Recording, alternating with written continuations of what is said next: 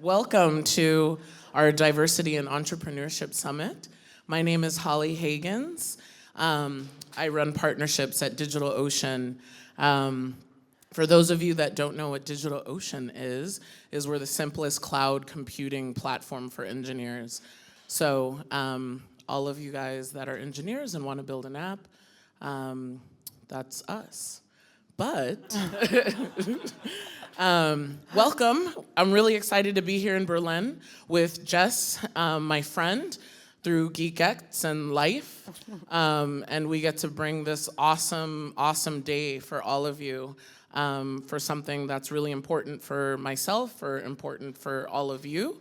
And yeah, I hope you guys take some value out of this. And yeah, I look forward to speaking to all of you after. So thank you. Thanks, Holly. Yay. Okay, can you hear me? Yes. Hi, everyone. My name is Jess ERICKSON. I'm from 500 Startups, also the founder of an organization here called Berlin Geekettes. Woohoo, how many of you are a geekette here? Oh, yeah. Awesome. So good to be back in Berlin after all these years. But, today I wanted to say a few things just to kind of kick things off. I want to talk about how diverse teams are smarter and more creative, and how at 500 and at DO we want to fund and support the next generation of companies that are more diverse as the world is around us. Diverse groups of people bring different ways of seeing a problem and in turn find faster and better ways of solving it. However, given our own unique upbringings, our biases, and oftentimes our own referral networks, they can become homogenous. And we know we're missing out on great companies and founders because of this. So at 500 and at DigitalOcean, we're working every day to reach new founders and new talented people in all corners of the globe.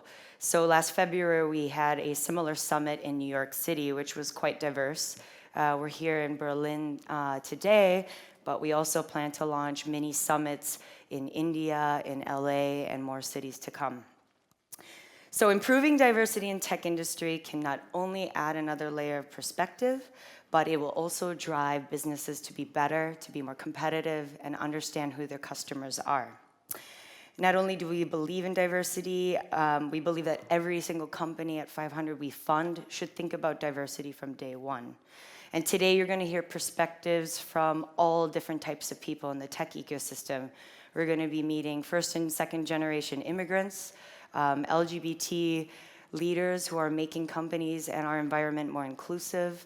We're going to learn about individuals who are partnering up with nonprofits to support the refugees that are coming to not only Germany but across Europe, as well as the women and the geekettes who are spearheading and creating their own companies today, and hopefully inspiring the next generation of women to also start their own companies. So without further ado, I would like to say to each of you, if you have a story you'd like to share or an inspiration that you'd like to hopefully leave the room with, we want to interview you during the break at lunch. So come and find me and say, hey, Jess, I want to interview. This will be turned into a video that we'll share with our community in New York, Silicon Valley, and worldwide. The 3 questions we are going to ask you is, 1, what does diversity mean to you?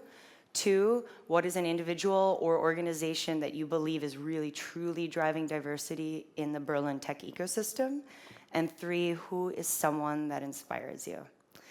So, thank you so much for joining us. We are going to kick this first panel off. I'm very excited because I myself was an immigrant here when I first moved to Berlin. Being an Asian American woman and getting things going in the ecosystem, I stood out. I was different, and I do realize that.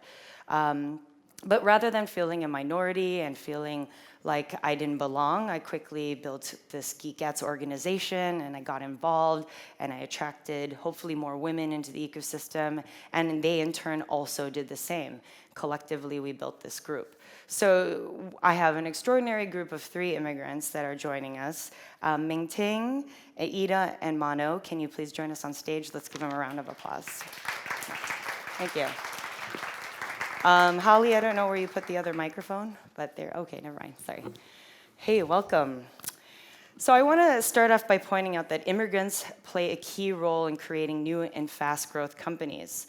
I was doing some research in the United States, and immigrants have started more than half of America's startup companies that are valued at $1 billion or more. They're also key members of management and product development teams at companies across the globe. And here in Germany, it's really become a global tech hub, right? Especially in Berlin. Thanks in large part to startup founders like yourself who have immigrated here, employees that have joined from all over the globe, including many of us who were, not born in Germany, but decided to invest our time and our talents here in Berlin. So today we have 3 immigrants who have moved here from Germany and have launched their own respective startup companies. So I thought we could kick off by maybe Mengting, you can introduce yourself, and how did you end up moving here to Berlin? There we go. Switch it up like this. Thank you. Yes, so hi, I'm Mengting. I'm one of the 2 founders of Kitchen Stories. We moved to Berlin right out of university. That was about 3 years ago now. We really came to Berlin because we thought this is like the startup city of Germany, right? I mean, we were preoccupied because we actually studied at WHU, where like a couple of founders are coming from. So I guess we all always heard like everyone needs to go to Berlin if they have their own company. And that's why we came, because we thought, it's a great city, it's a global city, it's a city where you could actually, if you start a mobile company, you can go global and you will actually find people here who can support you, who speak all sorts and kinds of languages, who come here and who are actually easy to hire, because staying in Koblenz or something, like in the middle of nowhere in Germany, really very hard to find people there who just combine all of these different kinds of cultures. And we always knew that in cooking, we wanted to build a platform that would be global and not local anymore. So yeah, that's how we came. Great. Welcome to Berlin. Yeah, Each hi. of you just talk about Okay, how good. did you end up in, okay, you're from Hamburg, right, Manu? So Yeah, well, traveled a bit, but I must start as probably the only non-Geekette member here by saying that I would love to be a member. you can Just be. like, can I? Yes, of course. Can I become a member today? Yes. Nice. Sign you up. Okay, cool. Well, now, as a proud Geekette, I'm going to say that Berlin was really the place for us to start, because what we're doing is in healthcare and in medtech, and Berlin has a long-standing history in building medtech companies, even outside and before everything that happened in the digital world. And we decided specifically to bring our team together, just in this, following the same logics we just heard from different parts of Germany and people from the States and other places, and try to build in Berlin what wouldn't be possible anywhere else. What we've learned, though, is that there is not one Berlin, but I mean many Berlins, right? There's this hipster Berlin, there's the political Berlin. If you go to healthcare, you need all of them, and there are not many places where you can have access to, the digital talents, the political and regulatory stuff, and yeah, that's what we did, and we're particularly happy that the Exist program, which helped us to start from Humboldt University, opened up recently, a few weeks ago, and is now accepting international applicants as well, which I believe is a huge step for science-based startups in Berlin. Great. Thank you. My name is Ida Tin. I'm from Denmark. I'm living here in my 6th year. Wow. I came because I met a man from Berlin. Well, actually, I met a guy who was driving his car back to Berlin, and I hitchhiked. And yes, and then also I had an idea for some technology, and our first tech partners were a research institute outside Berlin. So that was the second thing that brought me to Berlin, and the third was the argument that would probably be easier to start the company here rather than in Copenhagen, which is so expensive. Mm. And what's your company? My company is called Clue, and it's an app for women to track their health, particularly their cycle. So it's a help to understand your body and to live healthy and fully. And congratulations on your recent Series A round, 7 million. Yeah, she's like kicking butt. Yeah, I remember when I first met Eden, you were just getting Clue off the ground, and it's fabulous to see where you are today. It's very inspiring. So, as you can see, we have a very diverse panel here, all coming from different corners of the globe, hitchhiking, finding every way they can to get here. But I was kind of curious, and any of you can jump in on this. Do you think you are better prepared to build a startup as being an outsider, you know, someone who's taking this risk, moving to a whole new city that they're not familiar with? Do you think that's a similar trait, or is it just pure coincidence? What do you think? Yeah, I know it's male dominance, right? I'm taking. Okay. Anyway, yes. The question is there a correlation or is there causality we are looking at? It might also be the case that simply people who are more, you know, easy to move and who take that risk, that's the same peer group that would take the risk of starting something new. I personally would believe that it goes beyond and is more than just a statistical correlation, because you obviously, if you're coming into, I mean, my background is in political philosophy, right? That's not something you're supposed to study. If you're Persian, you're supposed to become a doctor. That's highly respected, blah, blah. But coming from a different, industry enables you to see things. I mean, you guys have probably had the same experience, that you look at and you think, that doesn't make so much sense. I mean, yeah, it's the status quo. In Germany, we believe that the status quo per se is something great and it should extend, but it doesn't make much sense. And the more you travel, the more you relocate, the more you look beyond your discipline, your sector, the probability of you having that positive what the fuck moment and building up an idea on that grows. Mm-hmm. No, I mean, I had a conversation with one of my colleagues. He's an investment partner in our San Francisco office.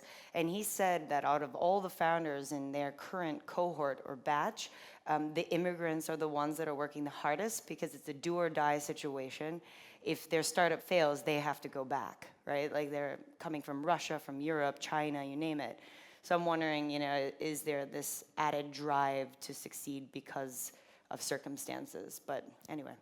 So I do definitely think that there's something there about working harder. Me personally, I heard that a lot of times, not just, you know, like as a joke from friends or something, and it's so Asian or something. Yeah. It happens. Oh, I've heard it all. Actually, I've heard it all. It happens a lot, and it's actually something that even happened within our company. One of our very first interns, she was half Chinese, and she actually always said, like, if someone was working really hard, she's always like, "Oh God, you're so Asian blood." And it's actually something that we recognize in the company that it's a thing. And I do think that for me personally, I was born in China, but I came to Germany when I was 4, so I'm actually more German than I'm Chinese probably. But my parents came here with nothing, and I saw how they did it. So I guess it gives you the drive and sort of the confidence that you can make it happen, which I think is definitely a driver. And I think also for the Chinese people, they're just working really hard, they're studying a lot and all of that. And yes, it comes together, but it's definitely something where there is something there. It doesn't have to be that way all the time, but it's a cliche for a reason. I think it's true that, you know, we might be more willing to put ourselves in difficult situations, and being a founder is like putting yourself in difficult situations like every day for years without end, basically. So I think there's something there, but I also wanted to say it's actually really hard coming to Germany, not speaking German and navigating the bureaucratic system. Oh my God. Oh my God, yeah. Horrible. Really, I mean, we talk about Berlin being this cool startup city. It's fucking impossible, right? Like if if I didn't have had a German partner and German people on the team who are like seasoned, you know, they just know how to, you know, there are so many things that could put me in jail. Yeah. Did I not have somebody? No, I'm really serious. Or like thousands of dollars in back taxes, right? It's like a Chefführer. I have so much responsibility. I don't even know what I have to do. Yeah. So having somebody that have my back is really important. So just saying, it's not so easy either being in this startup. No, absolutely. I don't sugarcoat anything. Let's just speak the truth, right? and that following that, there's one fascinating thing that you can see when you move to Berlin, and that's this whole, that's what I was trying to say before, that's this whole entrepreneurship startup scene.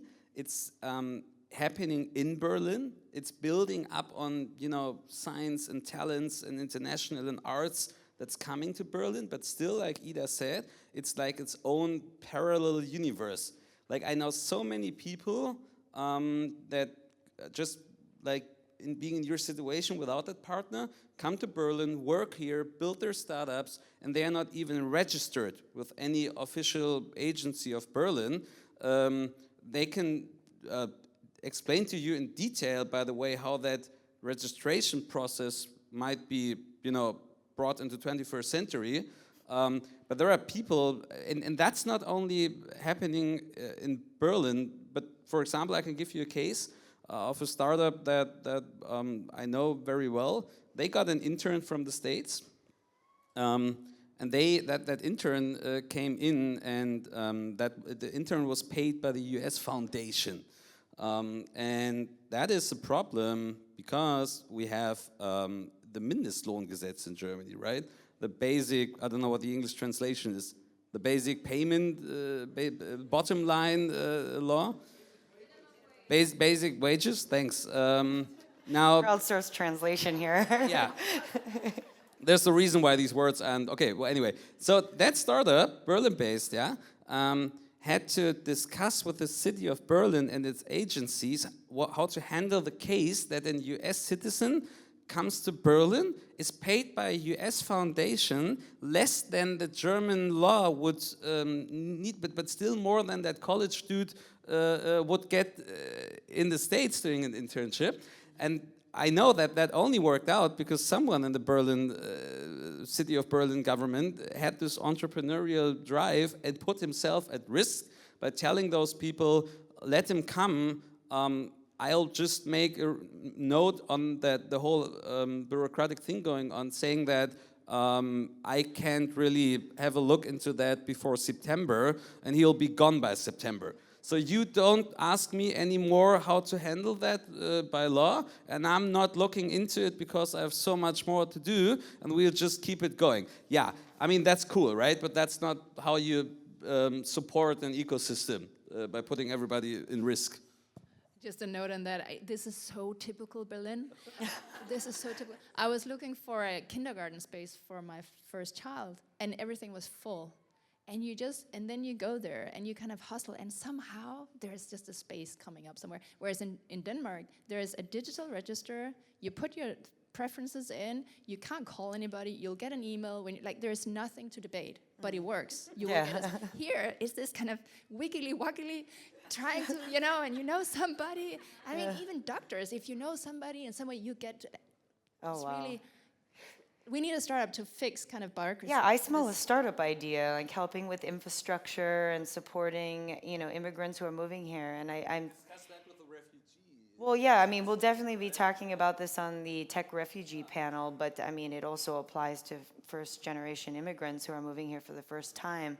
So, what are some steps or ideas for our new startup? Like, what would we do to create a more inclusive and inviting, community in Berlin? Do you have any ideas?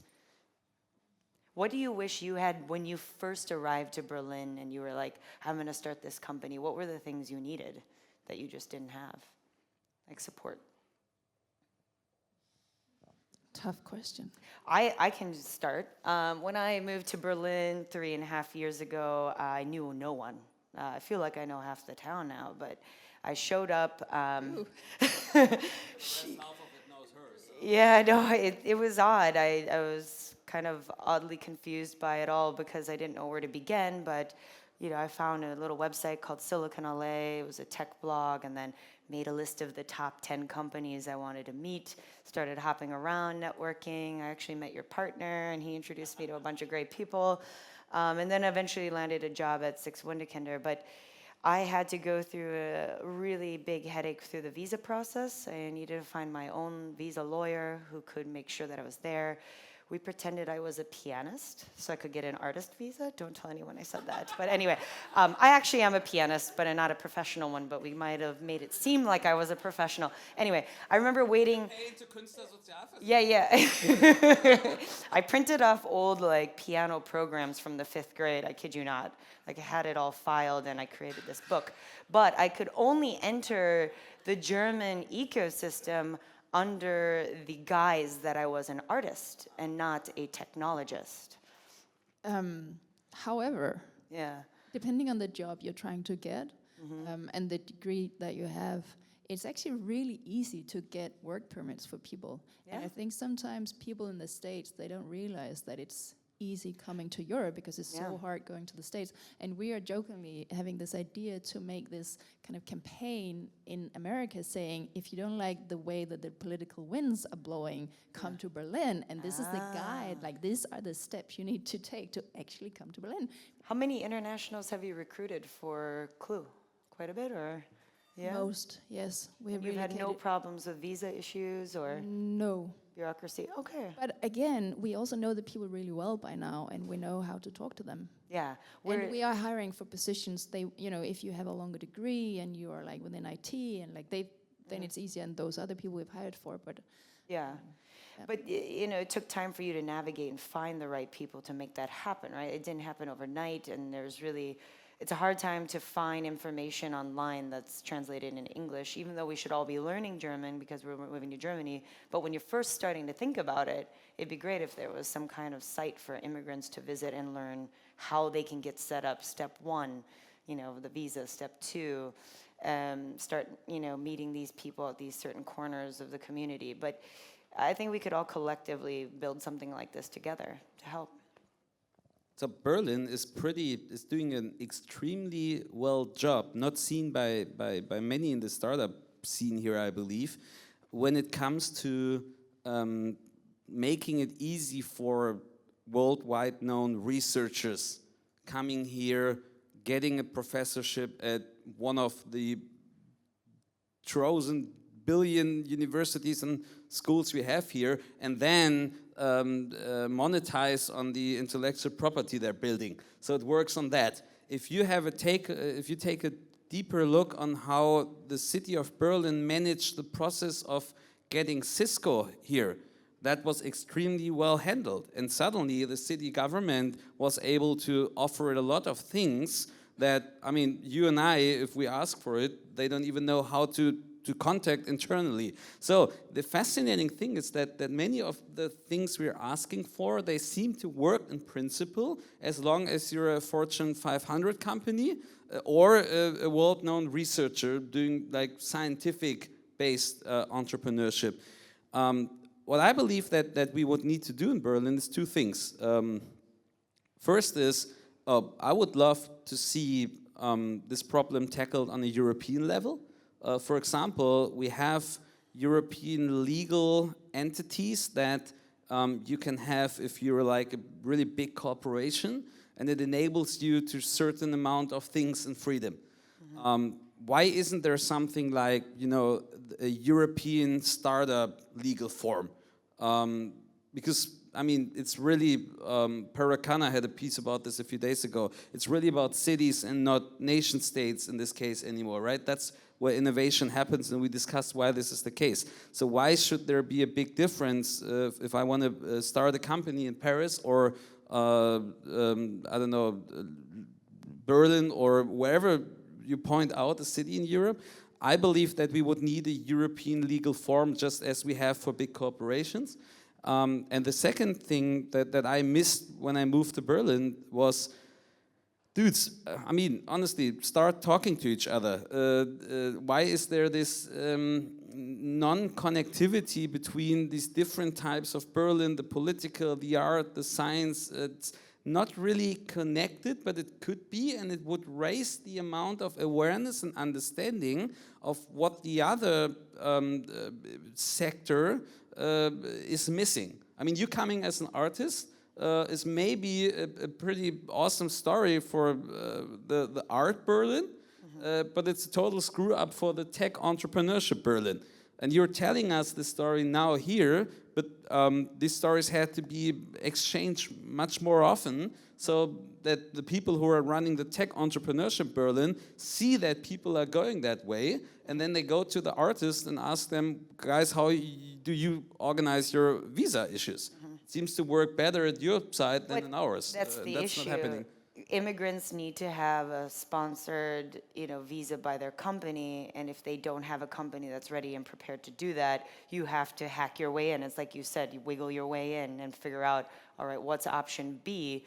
Be an artist for 3 months until you find the company to sponsor you, and eventually you're in. But that shouldn't be the case.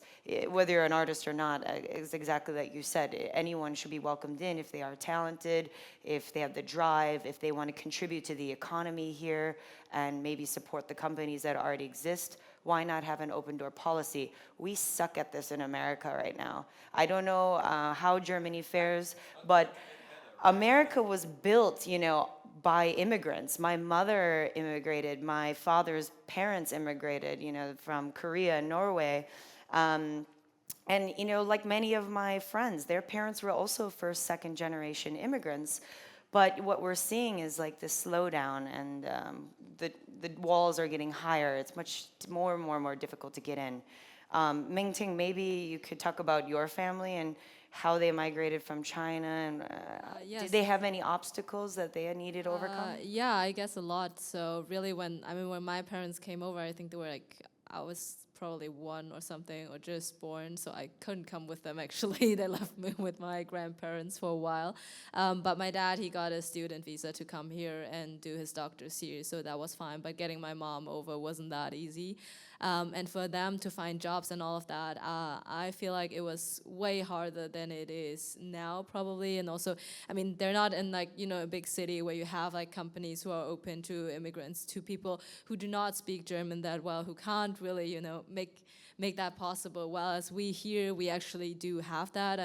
Probably all of our startups, like English is like the most spoken language. No one really cares about if someone actually can talk German or not. And we would love to get more of those people in. We actually had quite some troubles with visas for our employees. We had someone from Taiwan now who has like a really great bachelor's degree, and she studied photography and all of that, and she's like the best photographer ever. It took us more than 9 months now to get her a visa, because they just didn't want to accept her bachelor's, and that says she has to study here again and all of that, and didn't want to give her anything. And took us forever to get that for her. So I think, all of that could be made way easier, because we cater to 12 languages around the world, so we love to have those people there. It's a great community for them to exchange and to like bring more ideas in, and they can feel way better. And with like a technological mobile product, you can actually make that happen, right? You can work from here and still be great in Japan or whatsoever, but obviously we need someone here who understands the culture, who knows what they're thinking, how they want to see their recipes or whatsoever. And that has been quite a challenge for us. I think it would be greater if there would be some help, or like a certain guideline you could go through, because with every single visa application for us, it was completely different. And it's like a new challenge for HR every day. So there could be some help. Yeah, I agree. And I really appreciate you each opening up with your personal stories and challenges. So I think we have to go to break pretty soon, but I wanted to open up Q&A to the audience. We probably can accept a couple questions here. Don't be shy. And I don't know if we have another microphone. It would be really great if we had a second one for the audience. Is it working? Oh, thank you, Megan. Any questions? Come on. This is an interesting topic. Yeah, we have somebody in the back here. If you could, introduce yourself too when you tell us who you are. Hi. Oops. My name is Ritesh. I'm an MBA student at Oxford University, and I moved to Berlin for a week just to see if this is the next destination I want to come to. Yeah, woo. Stay. I've been an entrepreneur in India, building a few companies and looking at next stages. So what are the steps that you would recommend me to do next? I'm also guessing I'm an immigrant. I would be when I move here.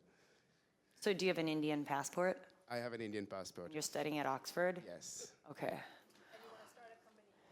I don't know. Move into the startup scene, whether start my own, join someone, I don't know. Cool. just be a part of it. My honest advice would be, I mean, yeah, obviously depending on what you're doing and what industry you're in, as long as that parallel universe of entrepreneurship in Berlin exists and enables you to muddle through, send an email to the Oxbridge Alumni Club in Berlin, because they are probably the persons that can help you best if this is going to happen in the next weeks. And I mean, that's a total #fail that we have to give that advice, but that would be my personal. I mean, the other way would be make it your personal entrepreneurial war and be the one who's building that company. Because I mean, the story of a startup helping startups, getting people visa and changing the policies on this, that would be an awesome social entrepreneurial approach. If you want to make that your story, that's pretty cool as well. Yeah, I would say like for the next 3 months, if you can actually move here, just try to meet everyone. I mean, that's what I initially did when I moved. Can you play the piano? Yeah, get the piano visa first. Next 3 months. No, but really, it's amazing how inviting this tech community truly is.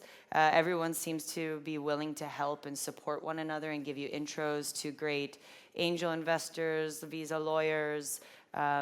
You know, also, most of the startup companies in Berlin have open meetups now, right? I think. And open positions. Yeah. Ida's recruiting. Right, but I think there's the Berlin Startup Job Board, which is a great place to see the opportunities that are there. I mean, just in the factory alone, there's SoundCloud, Google, entrepreneurs. Who else is here? Like loads of startup companies that you could probably connect with today. But I don't know, what else would you say is like kind of the first steps he should take since he's getting here? Anything? I think I would just totally agree, just connecting with everyone. It's rather easy, even though most people say in comparison like Silicon Valley or something, it's really hard in Berlin to get to meet everyone because everyone's like more closed up or something. But really like once you're in and talking to the right entrepreneurs, I think it's really, really easy and everyone would really appreciate that and like try and forward you to the people you need to know. And I think that's like where to start, like what kind of a company is it, and do you find people here who do similar things and just get them to help you figure out who to talk to. I think that's the most helpful that we've been through for sure. Yes. Okay.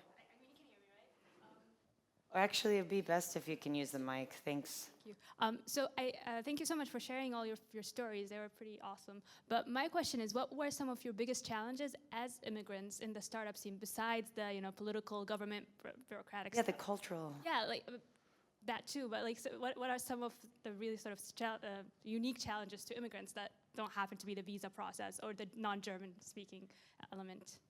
Very good question.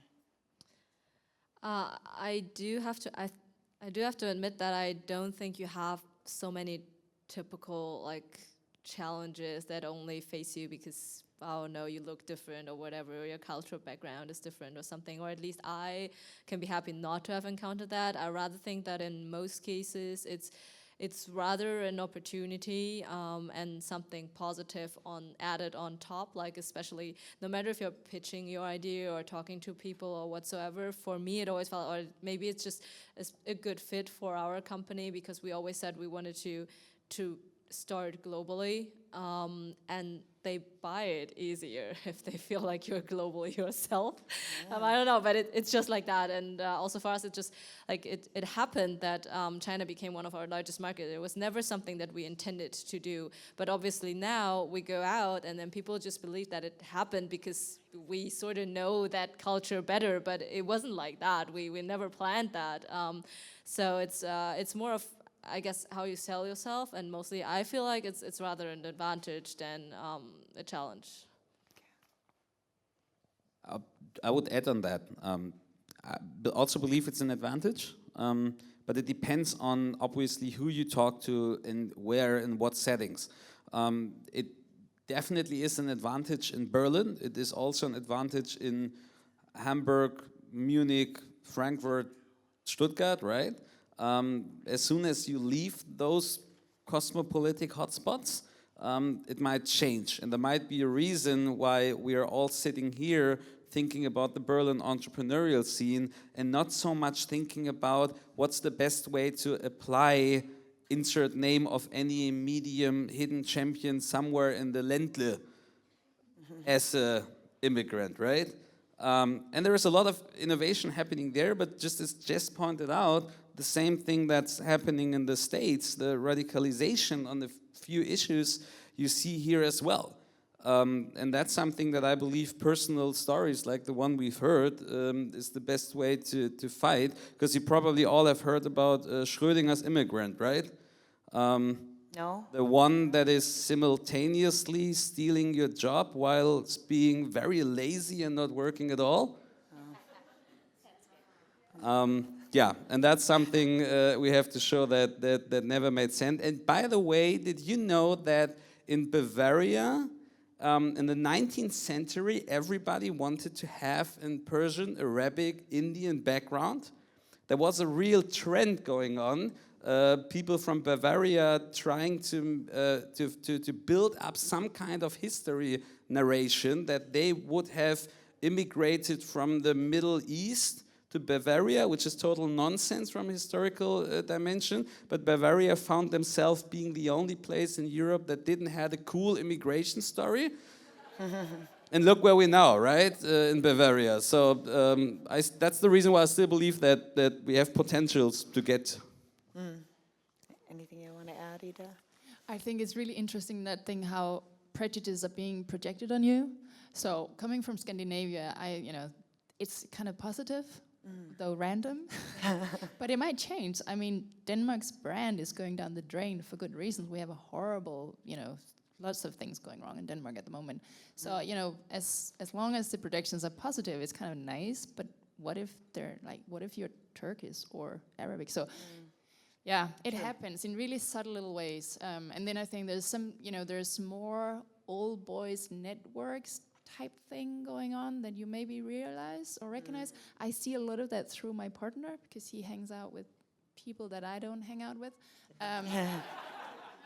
But it's really interesting to watch. And I think in some of these settings, I would be a little off. I mean, I'm probably off in a lot of settings, but particularly off in those settings, which is just like little subtle things. And there might also be gender things in that mix. No, absolutely. I mean, just to kind of close off, as an American, moving to Germany, I didn't speak the language, but I had so many wonderful allies that were from Germany. My co-founder, Denise Phillip, who's not here yet, she co-founded Geekettes with me, and she navigated me through that tough space. She read a tax book this thick. I mean, it was not easy, right? And so I think you also have to find the local allies, and as well as people that you identify with. But there is the support, and it can be done. As you can see here today with this panel, you can be an immigrant, you can move to Berlin and succeed and build something of your own. So I want to applaud the three of you for taking the risk for moving here and for sharing your stories. Thank you. Okay. So we're going to break for a quick 15 minutes. If you need to use the restrooms, it's through that door at the very far left. If you'd like to grab a drink or a snack, help yourselves. Thank you. Hey everyone, welcome back. For those of you who just joined us, we wrapped up our first panel interviewing first and second generation immigrants that are building companies here in Germany and Berlin. And I just wanted to let you know that I'm multitasking today and retweeting anyone who tweets with 500 Startups DigitalOcean. So if you have a question you want to ask, or if you want to share an opinion, please tweet at 500 Startups and at DigitalOcean. And just to highlight quickly, we have a number of DigitalOcean engineering team members here. Can you guys stand up and raise your hand just so everyone can see you guys? Yes, if you are looking to connect with DO and you want to join their team, these are the folks that you should chat with. We're also looking for an ambassador here in Berlin. If you love technology and DO, we would love to chat with you. So, without further ado, I want to dive right into our next panel, which I'm very excited about. They're dear friends of mine, Geekettes that I've known for several years now, man. It's been almost, 4 years? We're old school. But I wanted to start off by saying, you know, this year is the year that I really believe there's going to be this huge push and evolution to get women into technology. I'm seeing programs sprouting all over the world, not just here in Berlin, but in New York, Silicon Valley, globally. It's amazing, and I'm almost astonished to see this kind of momentum being pushed in all corners of the world. People are really starting to see progress here. We're seeing women start their own businesses, breaking into engineering roles, and pioneering fresh ideas within the industry as a whole, and this is something we really want to continue to see. So please help me welcome this group of extraordinary women who are leading the change. Thank you. Okay. So would be great if you could each introduce yourselves and what you're working on right now. You want to start, Anna? I'll start. Is this on? Hi. Yes. So I'm Anna Rose. I am the CEO and co-founder of VideoPath. VideoPath is a video technology company that allows you to bring websites into the video player itself. We create a clickable experience. We're mostly used right now by companies, so brands trying to either engage better with their audience or convert, viewers into customers. And so we have some pretty big companies using VideoPath.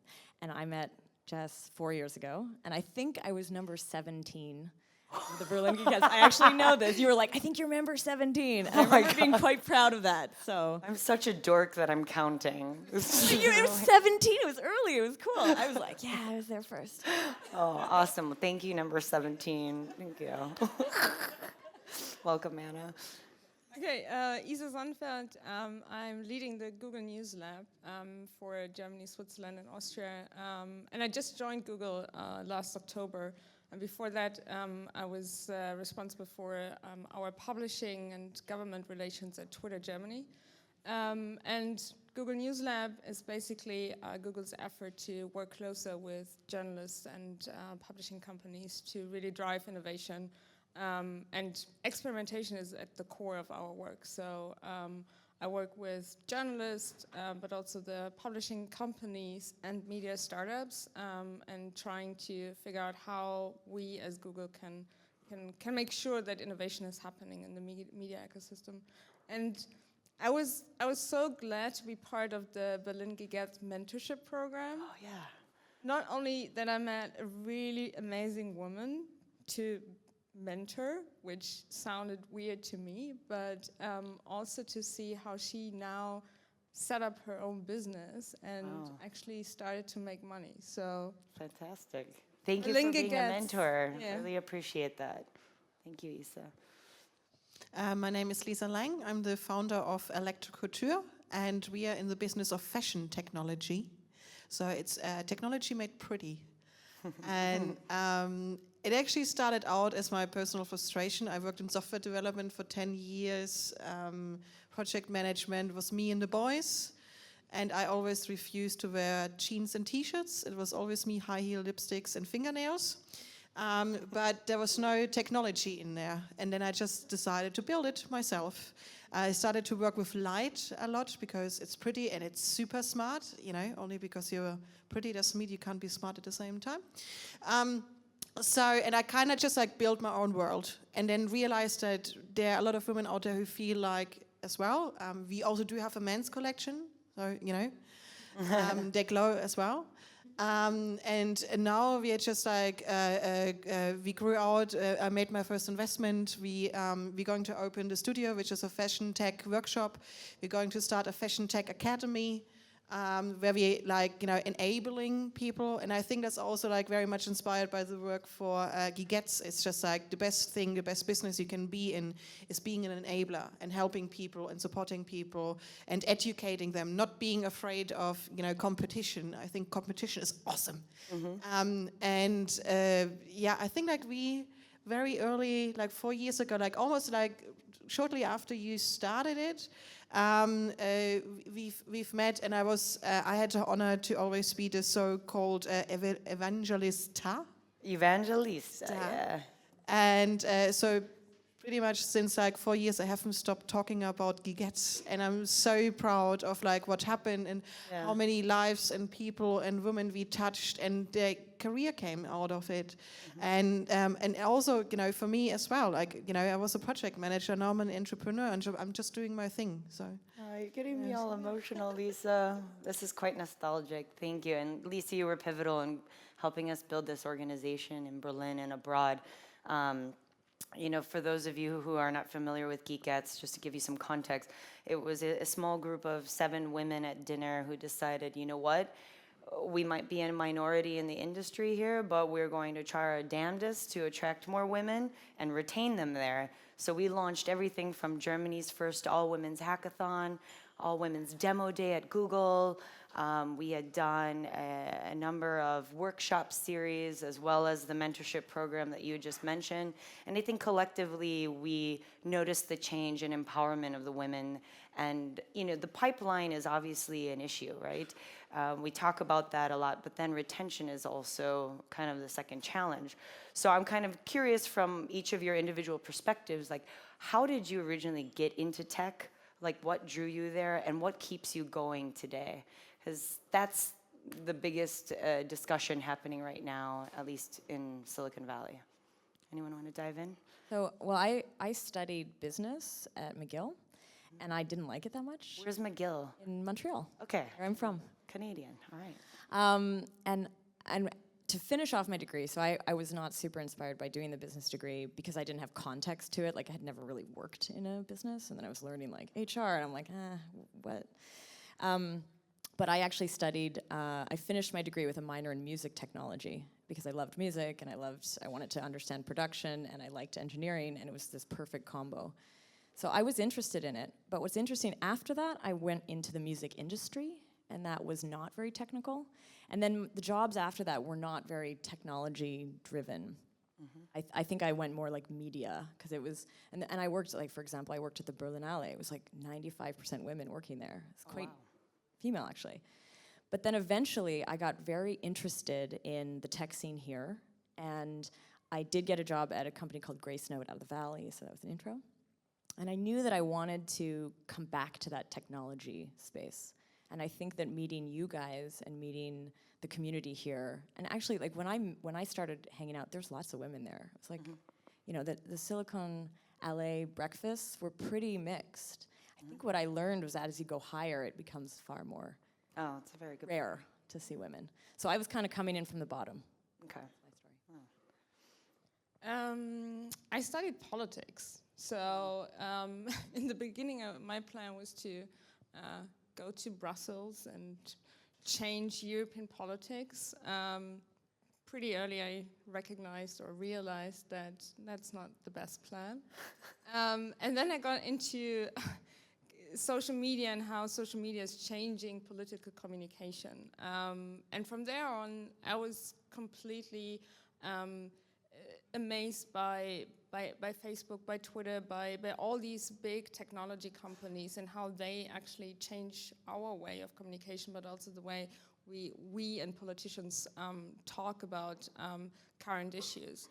And then there was one moment where I met the Twitter team in London and decided to, continue discussions with them. And after a couple of months talking back and forth, I was the first person on the ground for Twitter Germany. Oh, wow. So I would say, and that's something I'm always trying to tell young women, you don't have to be a technologist to work in a tech company. There's so many amazing and really interesting jobs in big tech companies that you can do without being a programmer or developer. So, of course, then I moved to Google. Google is the biggest tech company you can think of, and in the first weeks I was a bit I don't know how to say it, but a bit overwhelmed of all the things that were happening every week at Google. And again, this is the most exciting thing. Even if you're not a technologist, being surrounded by the smartest people developing things every day is a great thing, and that's something I'm trying to tell young women who are thinking about, okay, should I pursue a career in business or tech or media? Yeah. And you also do that through your platform Role Models. Yes, Can you tell us a little bit about that?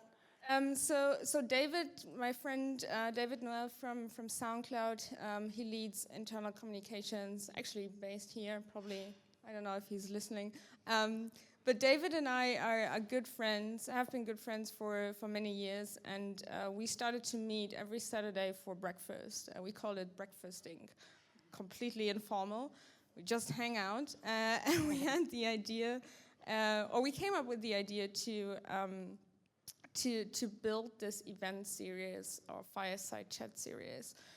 Because the one problem or challenge we see is that the role models are missing on the top level. But there are so many interesting and really inspiring women in tech, in politics, in media that can be role models. Sometimes they don't even know that they're role models for young women. So we had the idea to just really build this platform and invite role models, leadership, or women in leadership positions to talk about their experiences. And next week we have our 10th edition, which is congratulations. Which is great, and we weren't really expecting to have such a big impact, and now we have a small community. No, it's fantastic, because you need role models in your life. To see it is to believe it is to become it, and I think this is. And I think exactly on the higher level. I mean, I see that or saw it in Twitter. I see it at Google. You need the role models on the higher management level to really believe in yourself, that you're able to take the next steps. Well, when I was deciding, as I moved back to the United States a year and a half ago, like, where do I want to work? And I was interviewing with 6 different companies, and when I looked at the breakdown of leadership at 500 startups, I noticed, well, 1 of the co-founders is a woman, 2 of the managing partners are women, almost half of the venture partners are women, and the staff as a whole, like half are women. So I knew that that would be an environment where I would have mobility and move upwards, and I had role models within the company as well that could inspire and teach me. But I think it's crucial that we need more women at the top. Absolutely. So I applaud you for your work. Lisa, how did you get here? What's up? I studied arts. And my poor parents, I come from a craftsman family, and I was the first one who went to university, and my parents were like, oh my God, is anything gonna happen with her? And I actually wanted to become a journalist, because then the internet came, then I worked as a photographer, so I'm a trained photographer. And then I wanted to study graphic design, and I had talking about mentorship,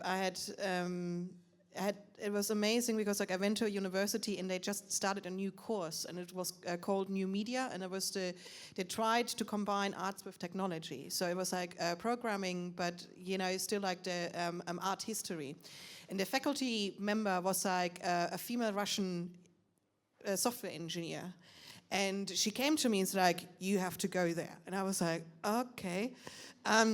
But we did like an introduction course, and I made we programmed in JavaScript, and I made an action script and stuff like that in C++. It was amazing, and I made a red dot jump, and I was like, this is awesome, right?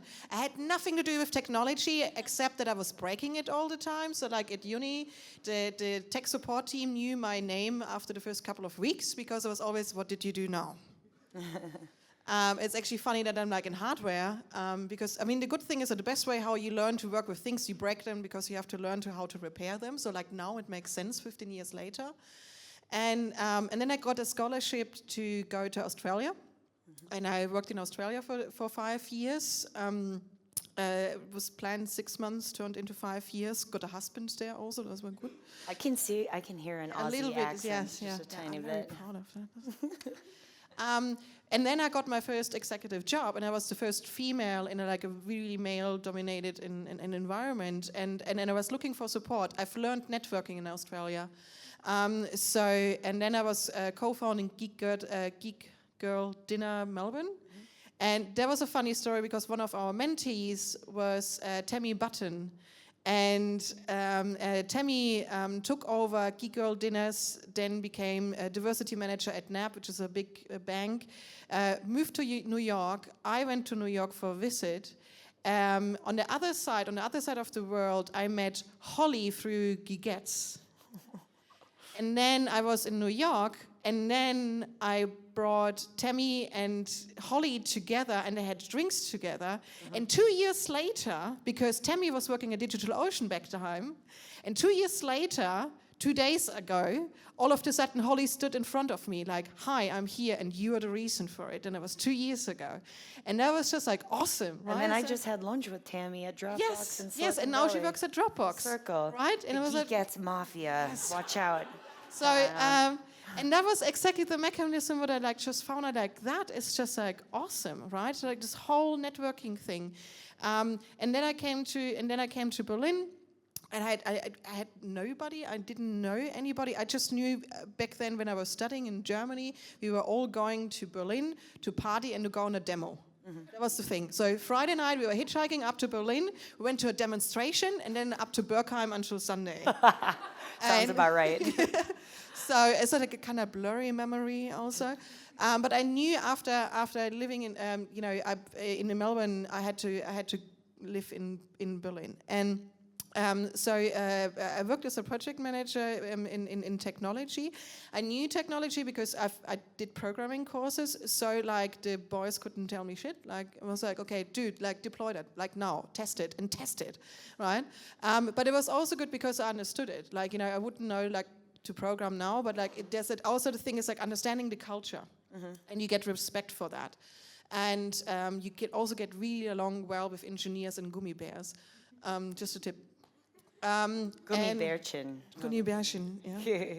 Well, I mean, and that kind of leads me to my next question. It's like, you're just entering the workforce. You still might feel like it's a boys' club, as you described it. And, there's challenges. Let's not sugarcoat it. Sometimes throughout my career, I have totally failed and flopped. And I try not to let it get me down, but it's not all perfect, easy peasy. There's going to be roadblocks throughout our career. And what I would love if you could maybe share a moment in time where you failed, made a massive mistake, and then how did you overcome that? Because I think real world advice is always needed. And if you could share a story, that'd be great. So there's lots of those, but I actually think, so one thing that I've learned, and this is kind of related to this. So when I worked at a company here in Berlin that was out of the valley. And the top is completely male. And the way that I approached it then was, I very much attempted to be perfect, perfectly professional, perfectly polite. My slides are perfect, my tone is perfect, everything was very perfect. And I don't think that I did pretty well in that company, but I don't think that in that environment that's actually the solution. What I think works better, and I think that I've kind of explored that there and then have explored it since, is definitely tapping into who you are, being pretty authentic to that, and then finding ways to connect to people. And it takes time, but I think that for me has been this huge eye-opener. I think when I was younger, I tried far too hard to be perfect.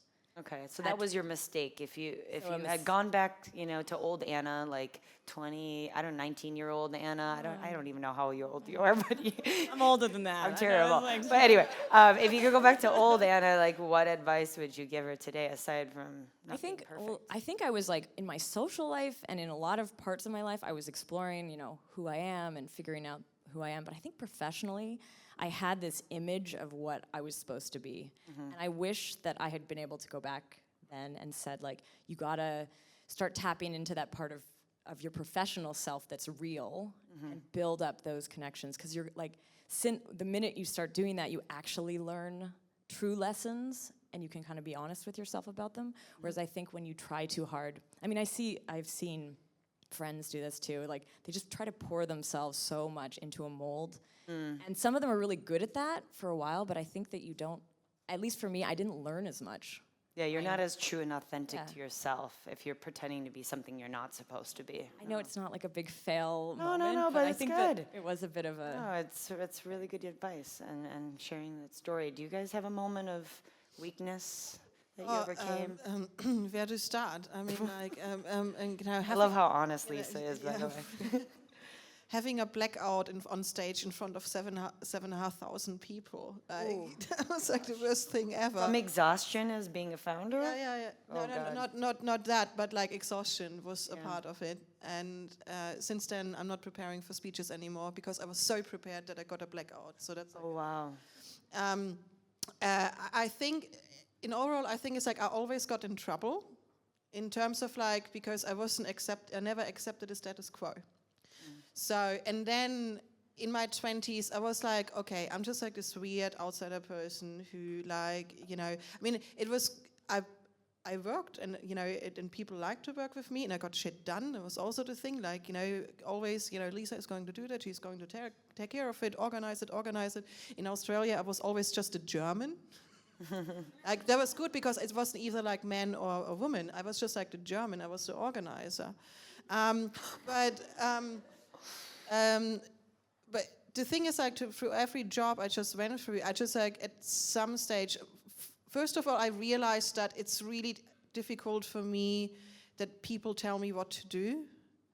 Like, Dad was always, my mom always says like, yeah, that wasn't not just then, it was always like that, and my husband says that as well. But I mean, like, you know, I get advice and I take advice, but you know, not just it had to make sense. And then I just like, and the other thing is like, I just didn't accept to do things which didn't make sense, which, you know, as high you go in hierarchies in the bigger companies, there's a lot of that. It's like, it doesn't make sense. Why? Like, it's totally inefficient. It doesn't make sense. There's no community love to it. To a point where actually I realized, because I was actually the last one to understand that I'm actually an entrepreneur. Like, that came really, really late. And I'm really happy for me that, like, I did it in my 30s and not in my 20s, because now I'm just, like, on a level where I don't just take shit. Like, I know what I do. I know where I'm good and where I'm not, where I need help. And I ask for help.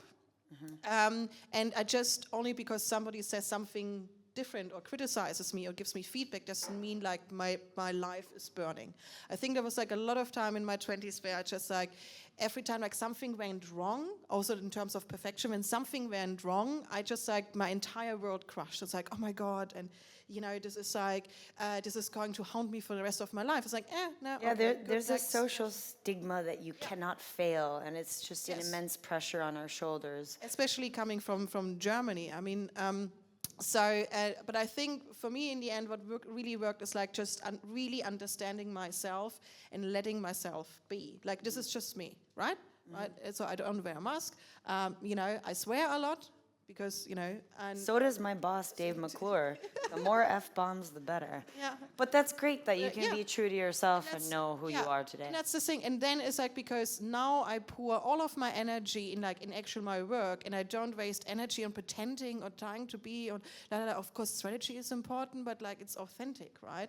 How much energy you try to put like to just be somebody else you think other people want you to be, or like, oh, I have to do this for you, I can like plan my career. I try to do an MBA in between also. I have half of my MBA because I thought it's like that's the kind of thing to do.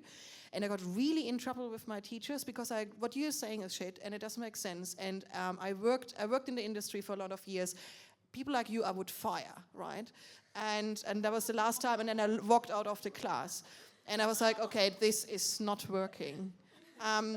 So, and now I'm just like a little bit more zen with myself and just like, okay, this is just me. Yeah, and that's what you get. Absolutely. Thank you for sharing that. I mean, I can only second all of what you just said. I think it's the same experience most of us have. So I think perfection and trying to make everything happen, or also try to make everything better than maybe the man in your team or the man you talk to from a client point of view, is definitely something that I also learned over the years, that you should not just stress out because you think you have to be better than anyone else. I think one failure that I can think of, it's 10 years ago, I was working at a small consultancy, small team of 4 people. I realized in the first week that this is not the job I wanted to do, which is pretty early. But I didn't have the gut to really say after the first week, that's not it. I'm gonna leave. I stayed there for almost a year, and realized after the year that I was completely stressed out and didn't really enjoy myself and wasn't really honest to myself, and also it didn't really help me in my career. So from that experience I learned, okay, if I realize that something is not working, I better stop now and take the next or the different route, because it's better for me and for my for my inner sun feeling. Yeah, life's too short, right? Exactly. Can I add to that a Waste little? your time sitting around doing something that you don't love. Can I add to that actually? So I was at the last role models with the CRO from Alison. Yeah. And she had she said that advice, this idea that like I think what she's been really good at is knowing in her career at which moment she has to stay and work through something and at what point it's time to move. And I thought that was really a good and I think it's not only in like a career changing moment, it's also in for example in meetings. When I realize that a meeting is not going anywhere, either I pull out my phone or just stop talking, because it doesn't get you anywhere. Right. But being bolder and being more brave and being vocal, I think is definitely something I learned through those experiences. I mean, personally, if I look back at my 7+ years of working in tech startups, what I wish I had done, and my biggest mistake, was not asking for enough equity. Right? You're sitting there working for a 6-person team, 10-person team, busting your ass, 100+ hours a week. I mean, you're giving it your all, and what do you leave with? Maybe not enough. And I think this is where women are held back. Like, we don't ask for enough when we're negotiating our contracts, our salaries, our equity, what we deserve. And I see this across the board. It's not just me, it's not just geekettes I've met in Berlin, it's women in all 8 cities. I hear it time and time again that women are not asking for enough. And I understand there's like a cultural aspect to it, or maybe, you know, given our history and where we are today, we haven't advanced enough. But I just hosted a workshop the other night, and we were talking about these very issues. How do women ask for what they deserve? Do you feel that you work for companies that support women, and do you feel that men and women are equal in your workplace? Because what we're seeing across the board, and if you read the news like I do, is that women still have a huge wage gap, right? Women are also not getting funded by VCs as much as their male counterparts. And I'm wondering if your respective companies have tackled this or thought about it. Is that something that's important to you as women yourself, to build an equal working place? Like, how do we do this? I know that's a lot to dump on you, but simmer around. I remember for the companies I worked for me personally, when I had my first junior job, and I thought like I had actually like, you know, negotiated a pretty good deal for me, and then at one day I had to clean up the cupboard, and I found the contract from my predecessor. Oh shit. Oh. And it was almost double as what I was getting, and it was a slap in the face. And I was going home and I cried, and I said like, and then I looked in the mirror and said like, this is never gonna happen to you.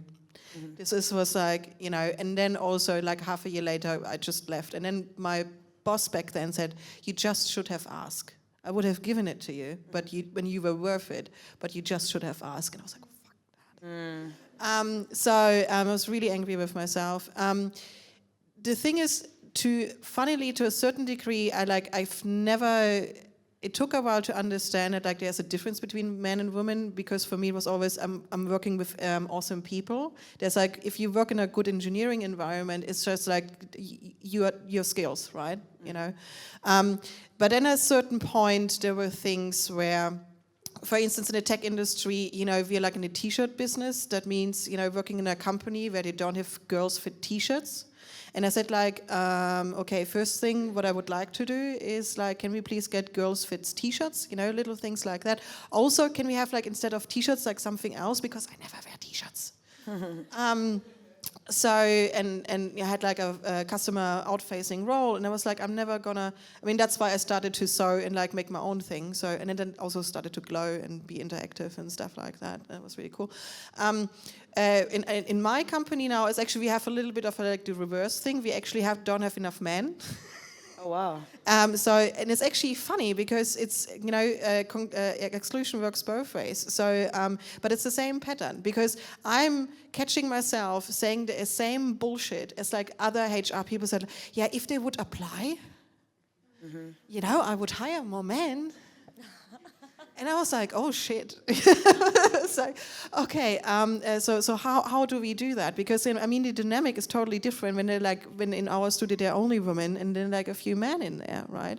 And I have like tech women and tech men, and I have designer men and designer women, but like less men. But most of the founders I've met that are female have more of a gender balance in their companies. Yeah. And I wonder if that's because we're thinking about it from that gender perspective as women ourselves. I think we are just more empathetic. And in the end of the day, from my perspective, it's just like it's a very easy business case. We are working for a global market.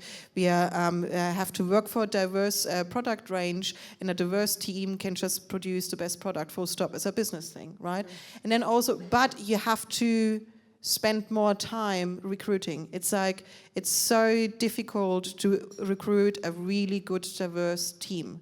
And putting that extra effort in, that extra work is, I think, for women sometimes it's more easier, and also more emotionally it just makes more sense. Whereas men just like, it just has to work, shut up, right? You guys wanted to... I mean, to the first question, both at Twitter and Google, there are many programs to support women within the company, but also hiring more women to various levels. And I think it's evolving. I think it takes time to change or to close the gender gap. But it's basically, it's a vicious circle. I mean, you're hiring, if companies are led by men, and mostly men are on the management roles, they hire out of their community and their friends group. It's the referral network effect, pattern matching. Exactly, and that's something that companies have to change. Yeah. And so coming to the other question of programs and what could be done by companies, I think both externally and internally. So internally, for example, we have voice coaching, we have mentorship programs, we have public speaking sessions. We can decide or we can ask for specific sessions and specific topics that we want to raise and talk about.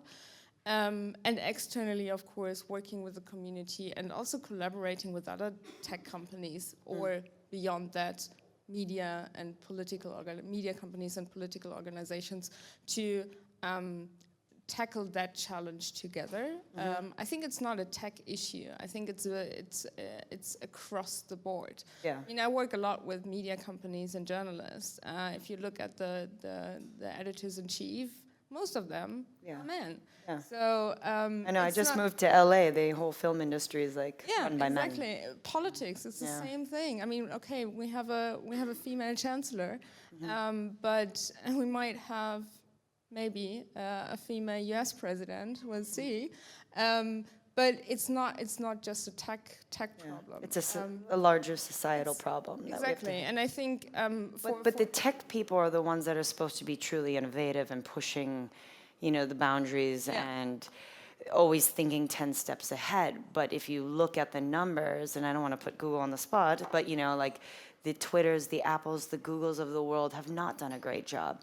And it's only the last few months I've noticed that Intel's maybe done a good job because they don't have a quota, but it's ingrained into their HR strategy that 40% of the people they hire must be from an underrepresented group of people, whether it's women or minorities.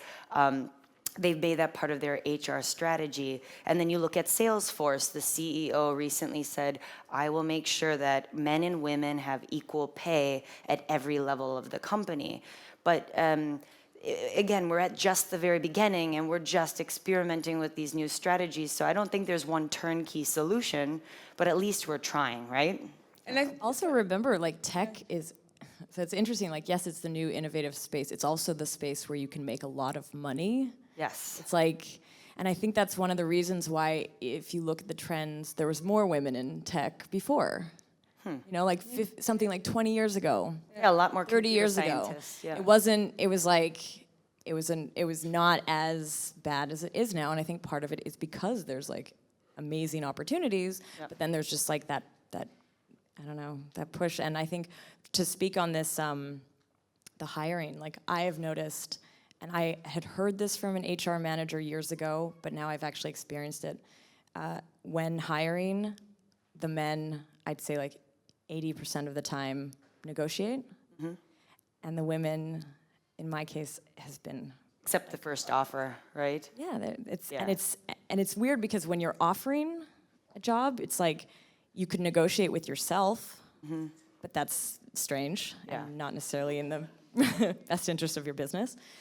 And so, like, I've definitely learned, I mean, but when I was younger, I wasn't negotiating either. Yeah. I was happy that I was getting an offer. What my strategy is if I feel like the company's lowballed me, I'll go back and say, hey, this is the industry salary range.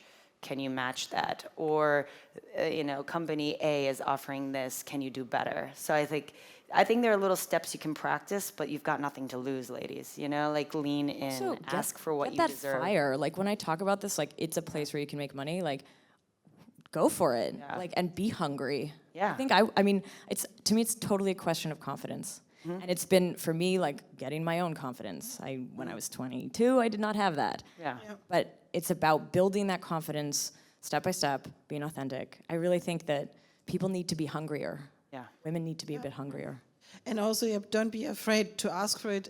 It's compensation is, you know, money is only a part of it. This is also like, you know, especially in tech, is there so-called package deals. So, for instance, like when I was in Australia, I always negotiated to have more paid holidays because I wanted to travel back to Europe once a year. So I just made that a part of my package. Or like, I want to have education. I want to have, you know, I want to go to paid conferences and learn and go to the workshop. This is like true value. With that, you can really negotiate it. Also, by the way, you know, companies just put it on tax return and that's it.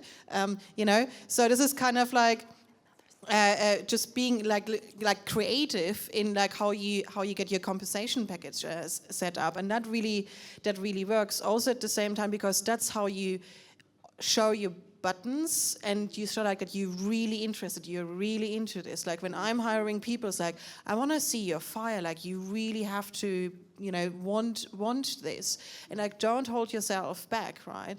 And men just tend to go like, yes, this is me, and women like, would you really like me?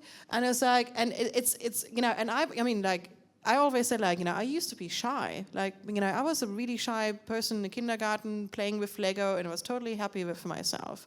And I was like, okay, this just doesn't get you anywhere. So either you're gonna take what you want, or somebody else is take it away from you, right?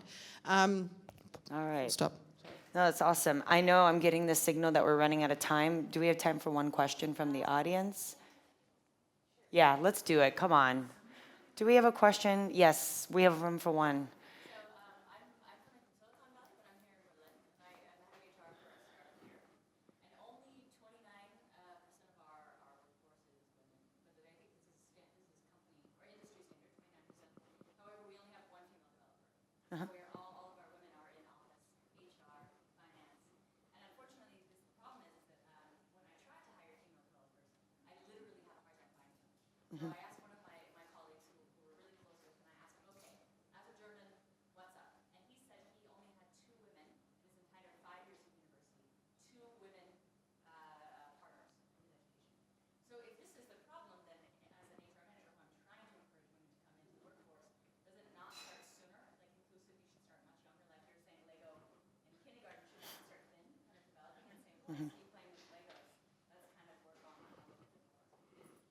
Did everyone hear that? Yeah, okay. Great point. I think that's exactly what we have to do. And there are already so many initiatives happening, actually, in order to get women interested in entrepreneurship, in founding their own businesses, in learning how to code. And I really think it's just the beginning. But in order to make it happen for you, like tomorrow, I think we all need, all these different communities have to work together and make sure that there are these women who want to be a developer in your company or in any other tech company. Just a comparison. I mean, look at all the tech conferences or media conferences happening at the moment. Every time someone reaches out to me and asks, hey, do you have a list of women who could speak? I'm like, yes, I do. There are tons of women who would be capable and super inspiring to be on stage.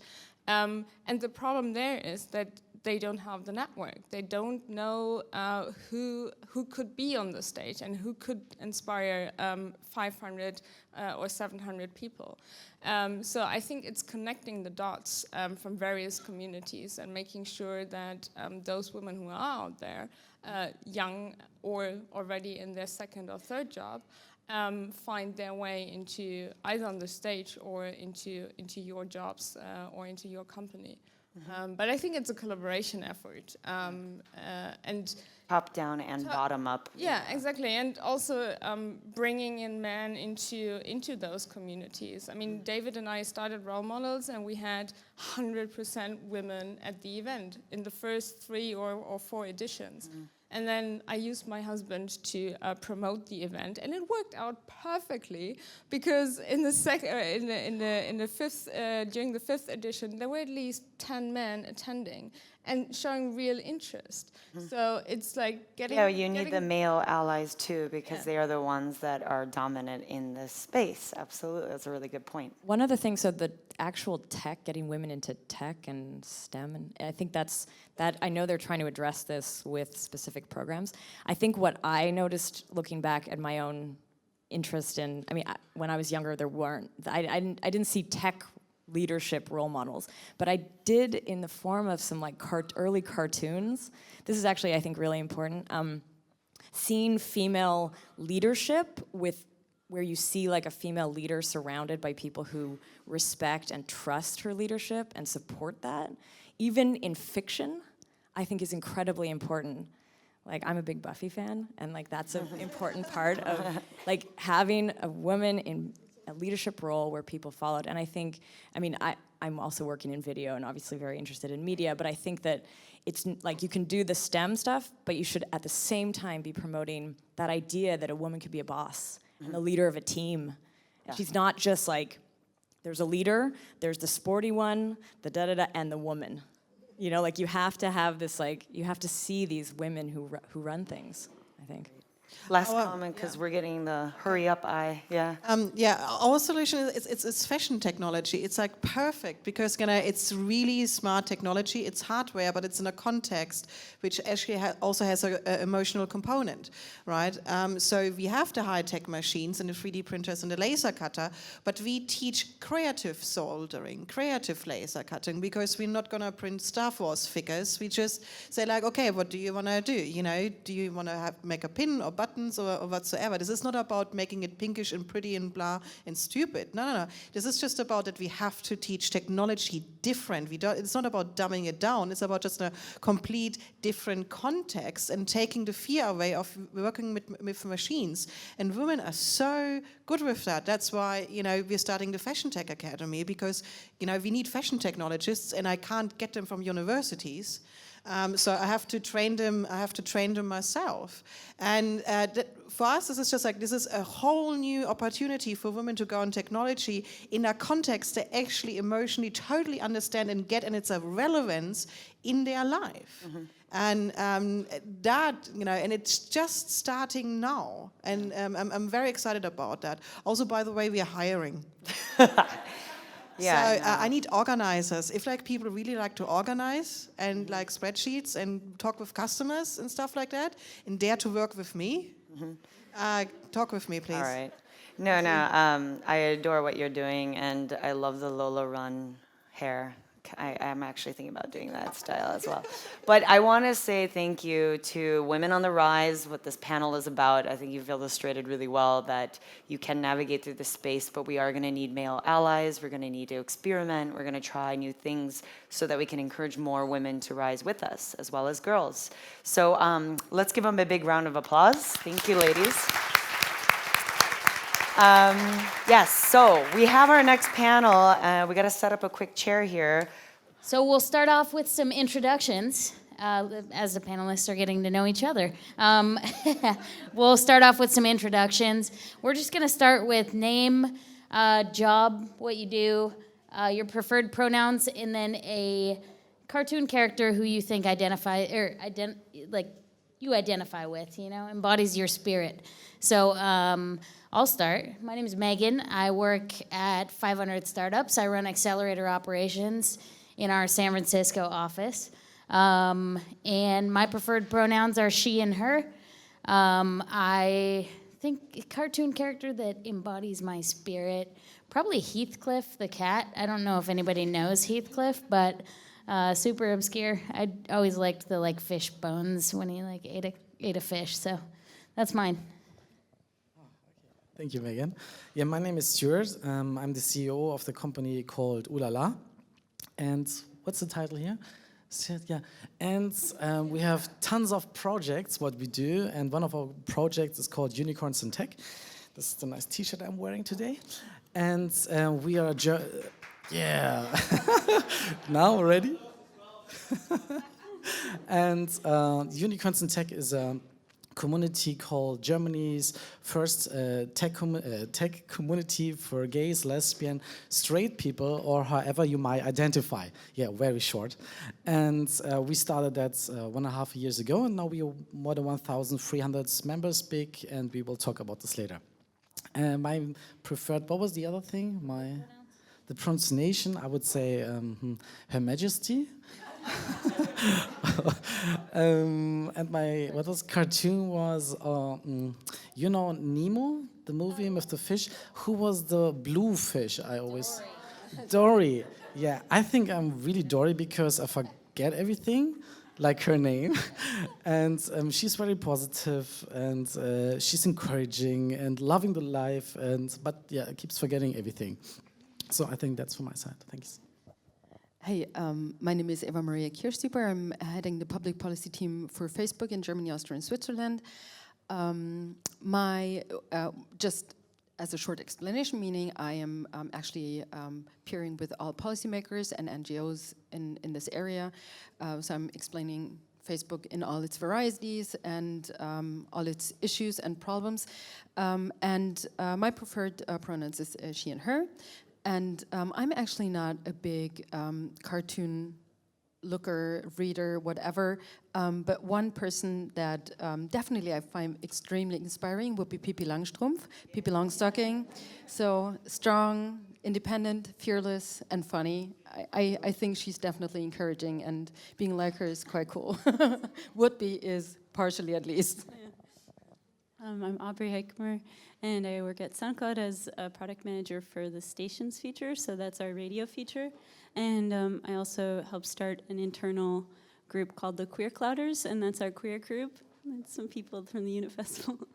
And my cartoon character, I guess it would, I don't know if you've seen Adventure Time, but I think it would be a mix like between Finn and Princess Bubblegum. So that's it. Hi, my name is Uta. I'm working for IBM. I am responsible for diversity management in the DACH region and also in Benelux. My preferred pronoun is she and her. And yeah, my cartoon character I like very much is Kung Fu Panda, because his message is you can do everything or become everything you want to. Awesome. Well, thank you guys for joining me today. So we'll just launch right into it. We're running a little bit behind in time, so we'll try to get you guys to lunch sooner rather than later. So according to Intel, LGBT is not an underrepresented minority in tech. Do you agree or disagree, and why? Maybe you should start. Okay. Yeah, first, actually, I have to correct that. It was not Intel who said it, but the federal government. They saying that LGBTIQ ... is not very, it's an underrepresented group. Of course, I don't think so. Yes, they are right now. Okay, come again. Yes, they are, of course, because you can see it. JESS just told us that last year, the year before, big tech companies, they showed their numbers, the diversity numbers, and what was not included? LGBTI. And what was the reason for that? Because we were asking, hey, that's part of diversity management, so why don't you have numbers here? They're saying, yeah, we cannot do that. Because, we cannot ask the people to saying, are you LGBTI or whatsoever? And that's not the truth. Of course you can do it. You just have to make it optional. And we were talking to Microsoft 1 year ago, and they told us, okay, yeah, actually you're right, we were just afraid. And maybe we will change it in the future, so I hope for that. But yeah, it's true, we are underrepresented, and because the federal government in America is saying that, and also it's not very so popular in Germany because nobody knows, are there any? They don't really invest in it. But I think we are lots, but that's come later. I think also, for example, we had an event and someone from my work said, we have so many queer people at SoundCloud. And I was like, well, they've been queer for a while, but they didn't come out in their previous jobs. So it's not a matter of, do we hire LGBTQI people?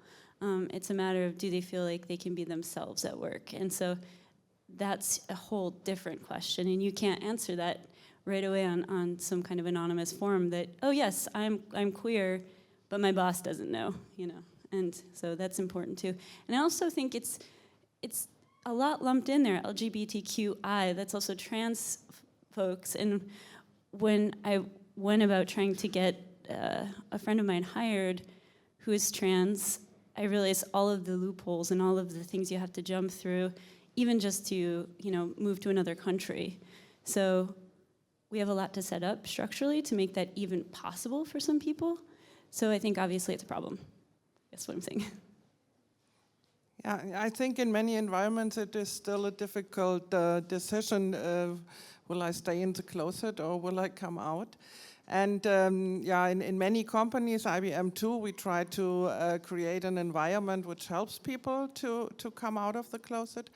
And we have a questionnaire where you can identify yourself as a member of the LGBT community. This is a voluntary self-identification. And we assure these people that we don't tell it to the local management or HR teams, but only one person in whole IBM worldwide have access to this data. And with this, we can address the community with specific information, with development offerings. We have, for example, special leadership classes for members of the LGBT community. So I think there are some ways to do it, and hopefully there will be more. Maybe if I can add, I think also from our perspective, I think in tech, there's a particular open mindset and a special consciousness around that topic, I think different from, let's say, old traditional businesses.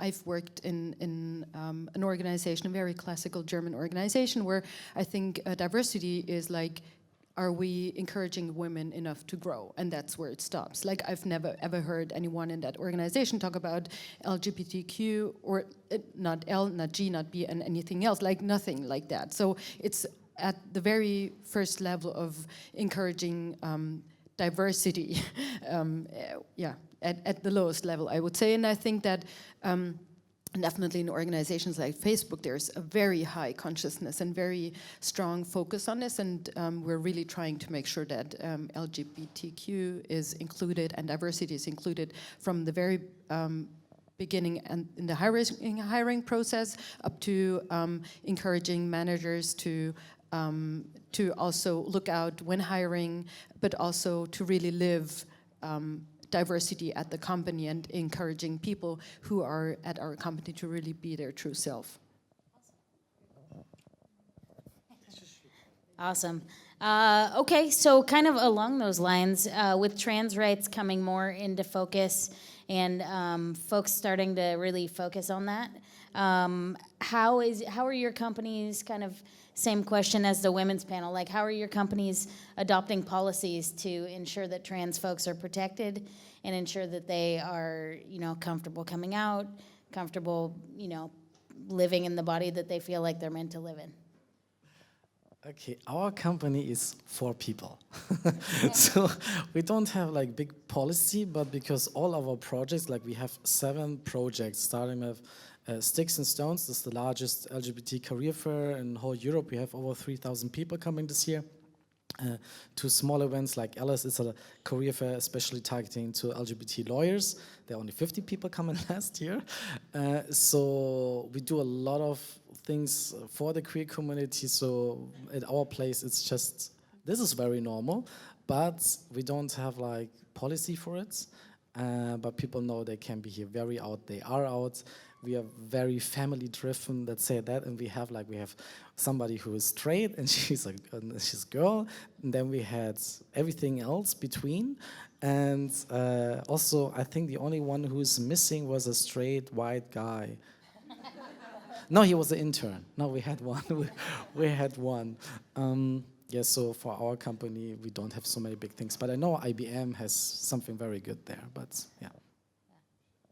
So I can continue, yes. Yes, we have some policies in place, and we have special contact persons in every region who support trans people as well as their managers and teams, if there are any questions. In Germany, where I'm responsible for, we had developed a process to support the transition of trans people. For example, it is not so easy to change the name and the gender in our IT systems before it is done in the personal documents, because normally this should fit. But we were able to do this. So if people want to change their first name, they can do it, and we will support it to do it on the card, on the employee badge, in their profiles online, in their user IDs and things like that. So we try to support in a very early stage. We started our group about 1.5 years ago as well. And so the first year was just kind of getting the basics out of the way, but now our group has sort of broken into other work streams. And so we have a gender awareness group. And so something we're setting up is, because some people don't understand how to speak to one of our coworkers who is trans. And so I'm working with them and another person to sort of set up this external who will come in and explain how to ask about gender pronouns, how to behave in certain situations, so that people aren't afraid to hire a trans person because they just wouldn't know what to do and wouldn't want to offend somebody.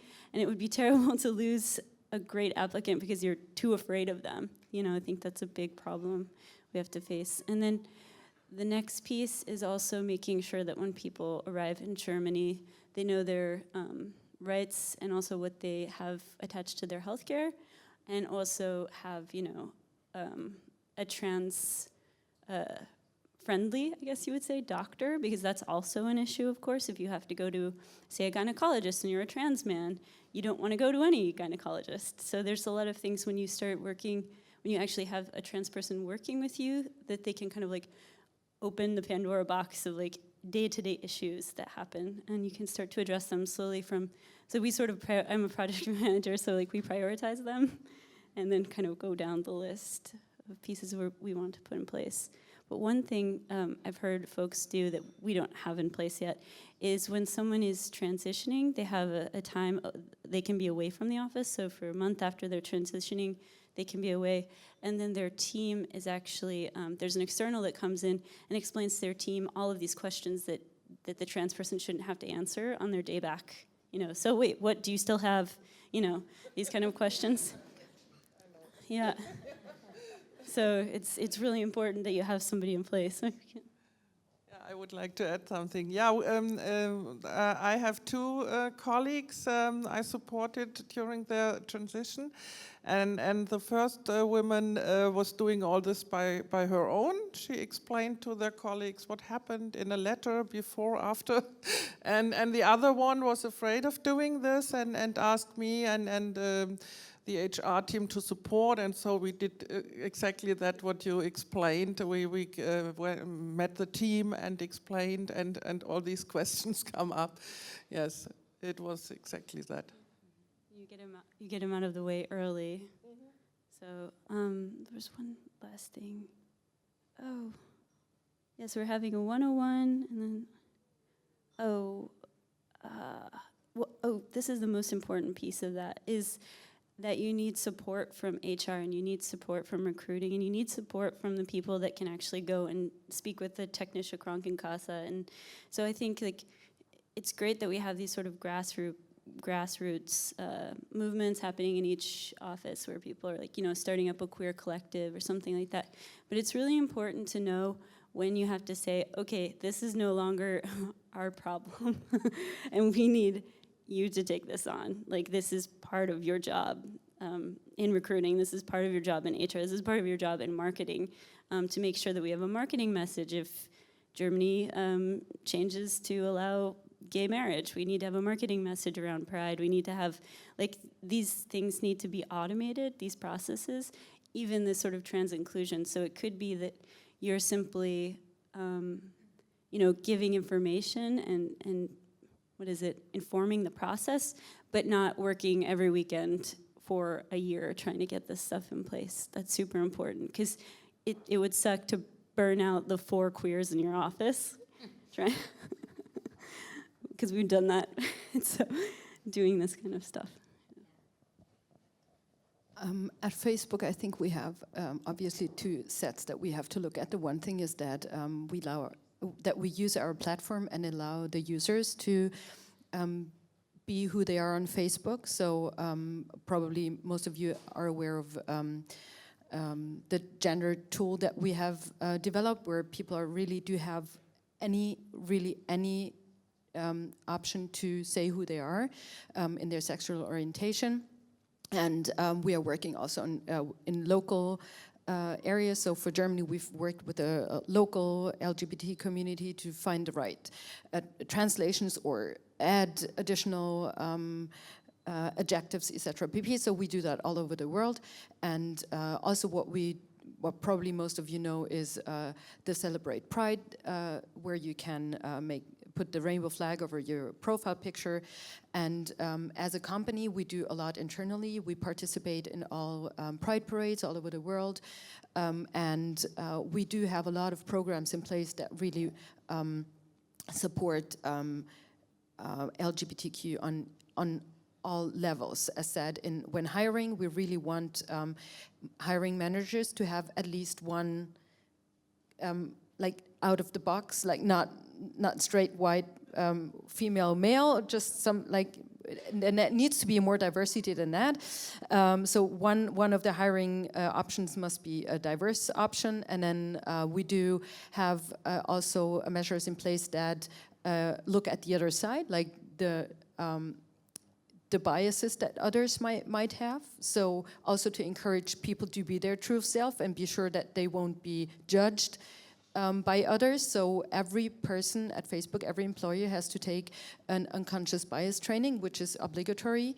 And it's actually also available online. So I really encourage everyone and other companies to take advantage of this and really understand where are my biases and how can I overcome them and how can I make sure that I'm very open to the diversity that we want to have within our company.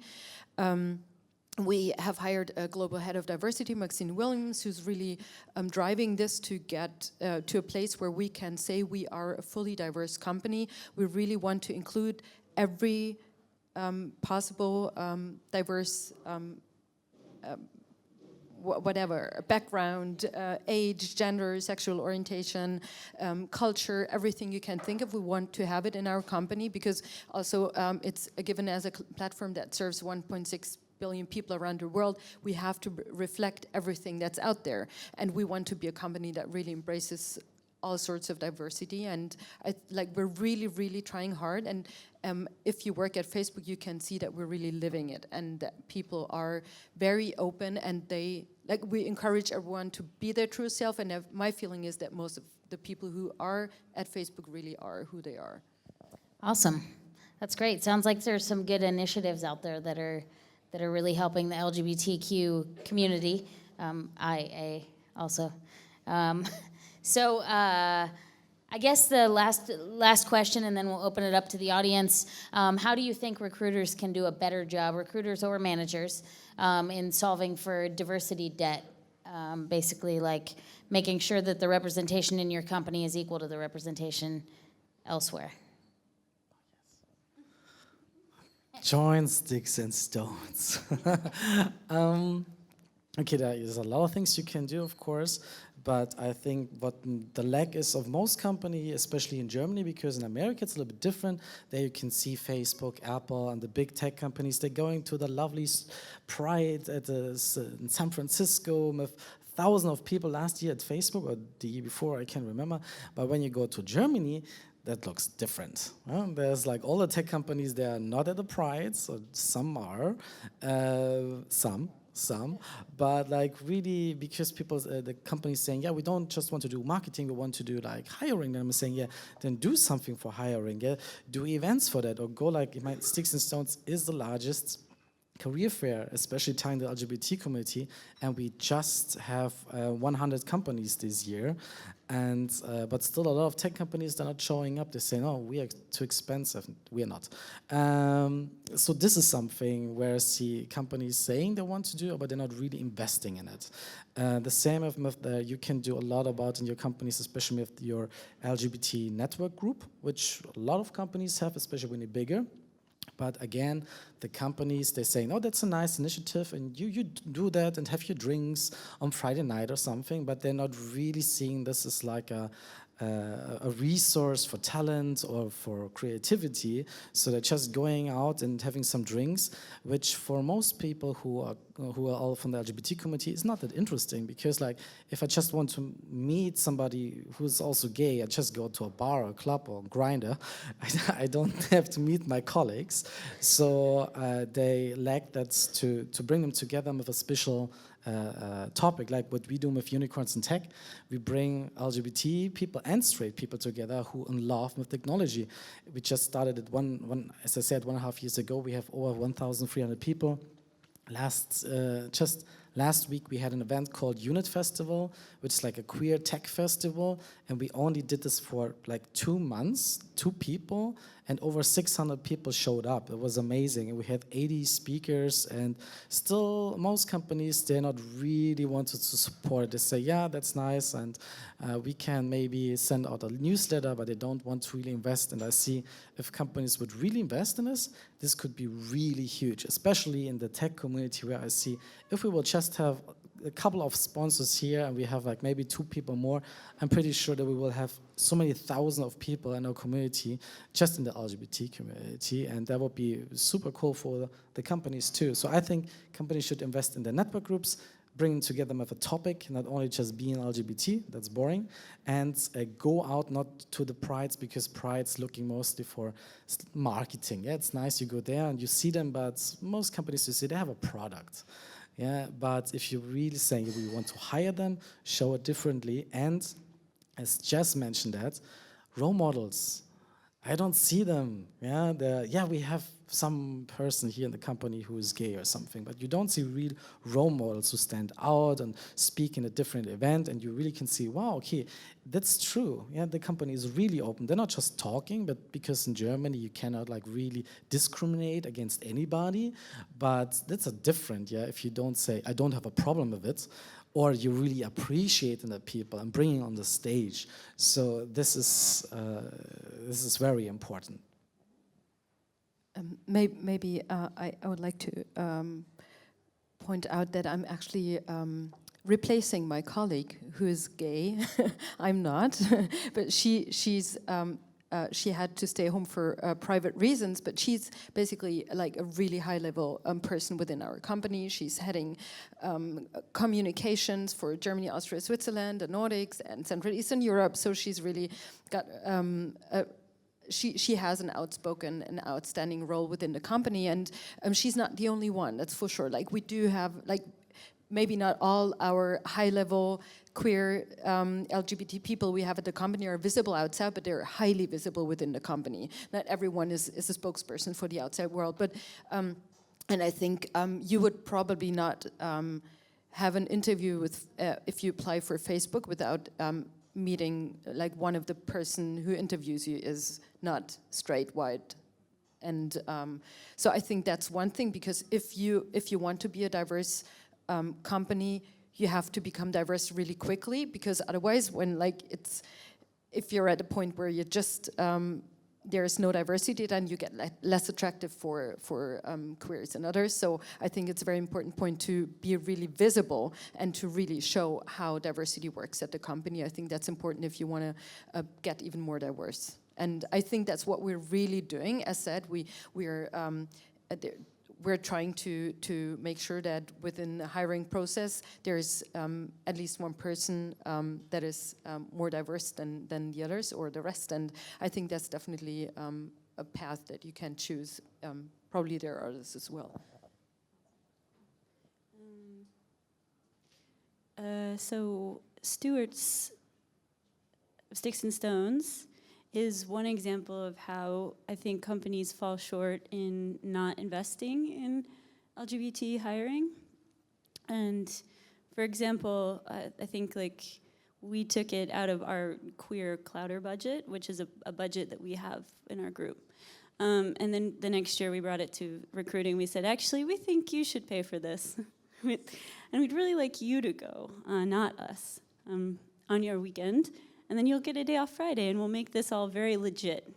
And, you know, we got pushback because they're like, well, you know, our budget's really small, and we can't really do that. And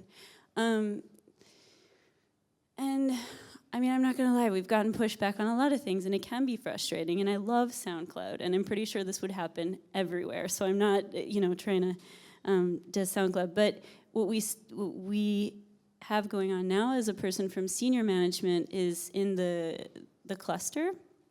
And so they're responsible for bringing these things up to the CTO, the CEO, and making sure that things get expedited when they're important. And then they also say, like, you know, I've seen the budget of that group, and I know that we've, like, you know, we've given them 1,000 this year for that. And then we can say, okay, that makes sense then. You know, but if it just feels like you can never get anyone to do these sort of extra things, it's also sort of flipping the script and like, why is this extra? Why is it extra to go to a diversity recruitment fair? And why is it extra to do this? Because if you have 2 queers working at your company, you have 2 people advocating for more queers working at your company. You have like African American working at your company, you have 1 person trying to get another person like them. And it just happens that way, that even in our teams, you know, we have like a gay team. And then they're kind of like spread out, and then you have like a Brazilian team. And you have, you know, so people do hire themselves, so you do have to take an active effort, and you have to pay for that recruitment fair. Even if you think, oh, only 200 people will show up, it has to be an effort that you make. So I think that that's really important. So go to Stewart's recruitment fair. Yeah, this hiring of my mini-me is one of the biases many people have. You said unconscious bias training is important. Yes, you mentioned a lot of good examples like Sticks and Stones, where I am a great fan from. And I want to come back to the role model discussion. We have two campaigns internally at IBM to showing up LGBT role models. One is our Out Executive program, where we show the profiles and the CVs of out executives in a very high management level. And employees can reach out to them and ask for a mentorship, for example. And we started a few months ago another program because we mentioned, oh, these people are on the top of the top and maybe some are fear to connect with them. So we started an Out role model campaign where we mentioned or where we highlight role models from all over the world, which should be nominated by others. So you cannot self-nominate, oh, I'm a role model, but other people can show up and say, I want to mention my colleague, he is gay and he is a great inspiration for me. Awesome, very cool. Well, thank you guys for sharing. Why don't we open it up for one question from the audience, and then we'll wrap up and go to lunch. Anyone? You have some? Okay, Stuart has something he wants to say instead. Not just one thing, because I think this is very important, and Jess, there's so many things I would like to tell you also about Jess. Jess, by the way, wasn't Jess, are you here? Well, she's running away. People will tell you later what I'm just saying. She was a big inspiration for me too, because when like 1.5 years ago, before we started Unicorns in Tech, it was Jess mostly. I met her through friends, and I just found her personality like so inspiring and like just this amazing woman, lots of energy, power, and so on. Then she told me about this Berlin Geek Cats group.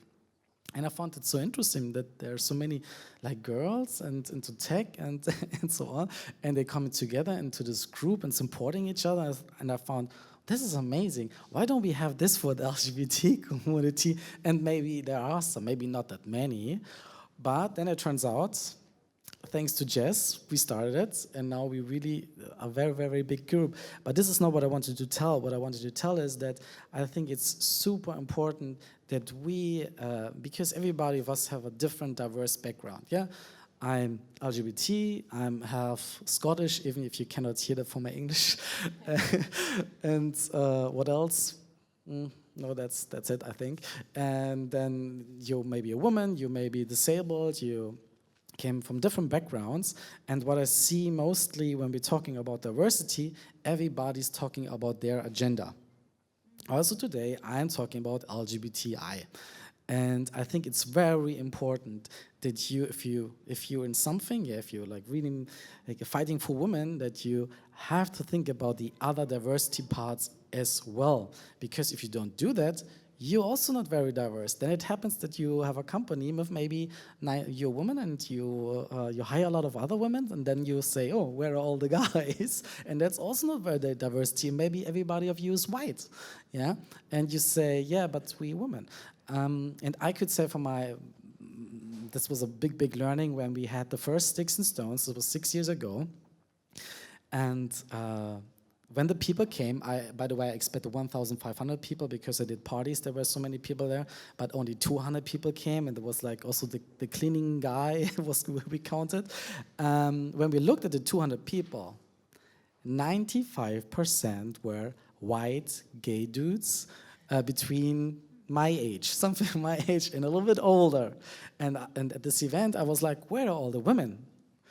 And then I really, my first thought was, maybe women are not that interested in career.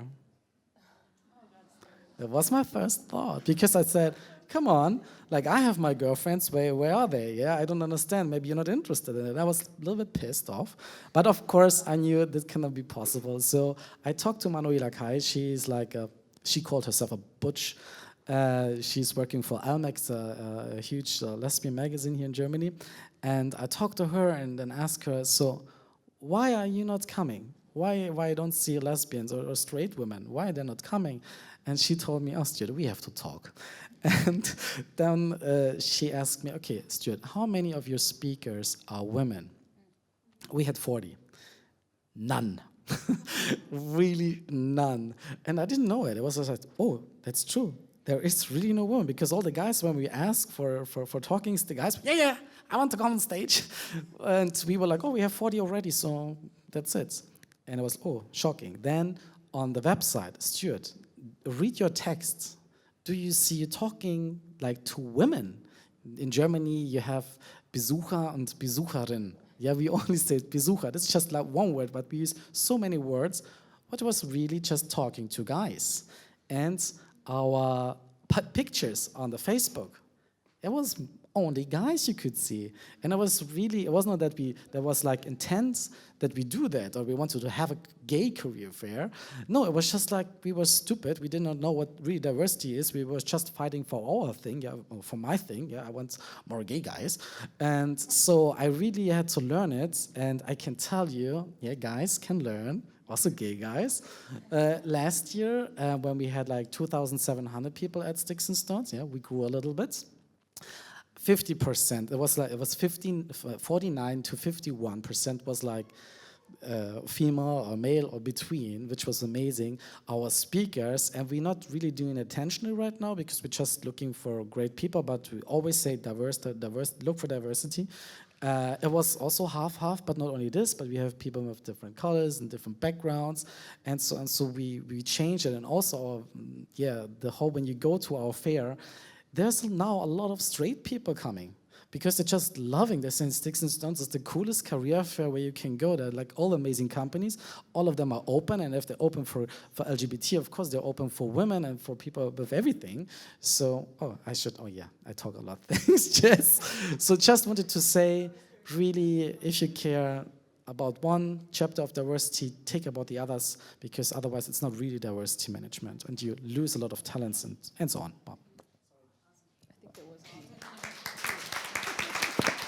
Awesome. Thank you, panelists. I appreciate it. Let's give them one more round of applause, and then we'll go get some dinner. Or lunch.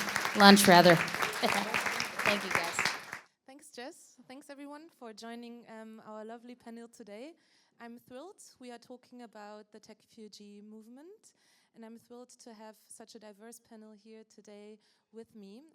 I'm Jeanette from change.org, and I would love to just kick it off quickly on you introducing yourself. Who are you, and what is it that drives you?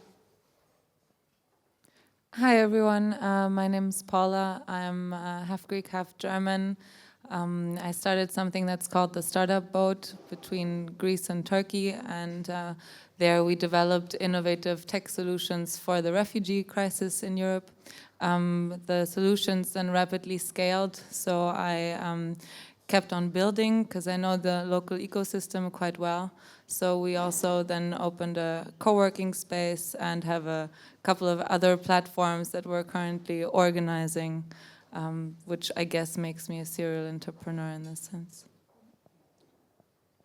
Hi everyone, my name is Akram. Is that working? Okay. I originally come from Syria, Damascus, so I'm the refugees part of this panel.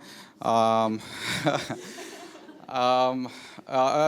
been in Berlin for 3 months, for almost 4 months right now. So I'm happy to represent Ready School this evening. Hi everybody, my name is Ruth Zerezgi. I am here on, I think, for 2 reasons.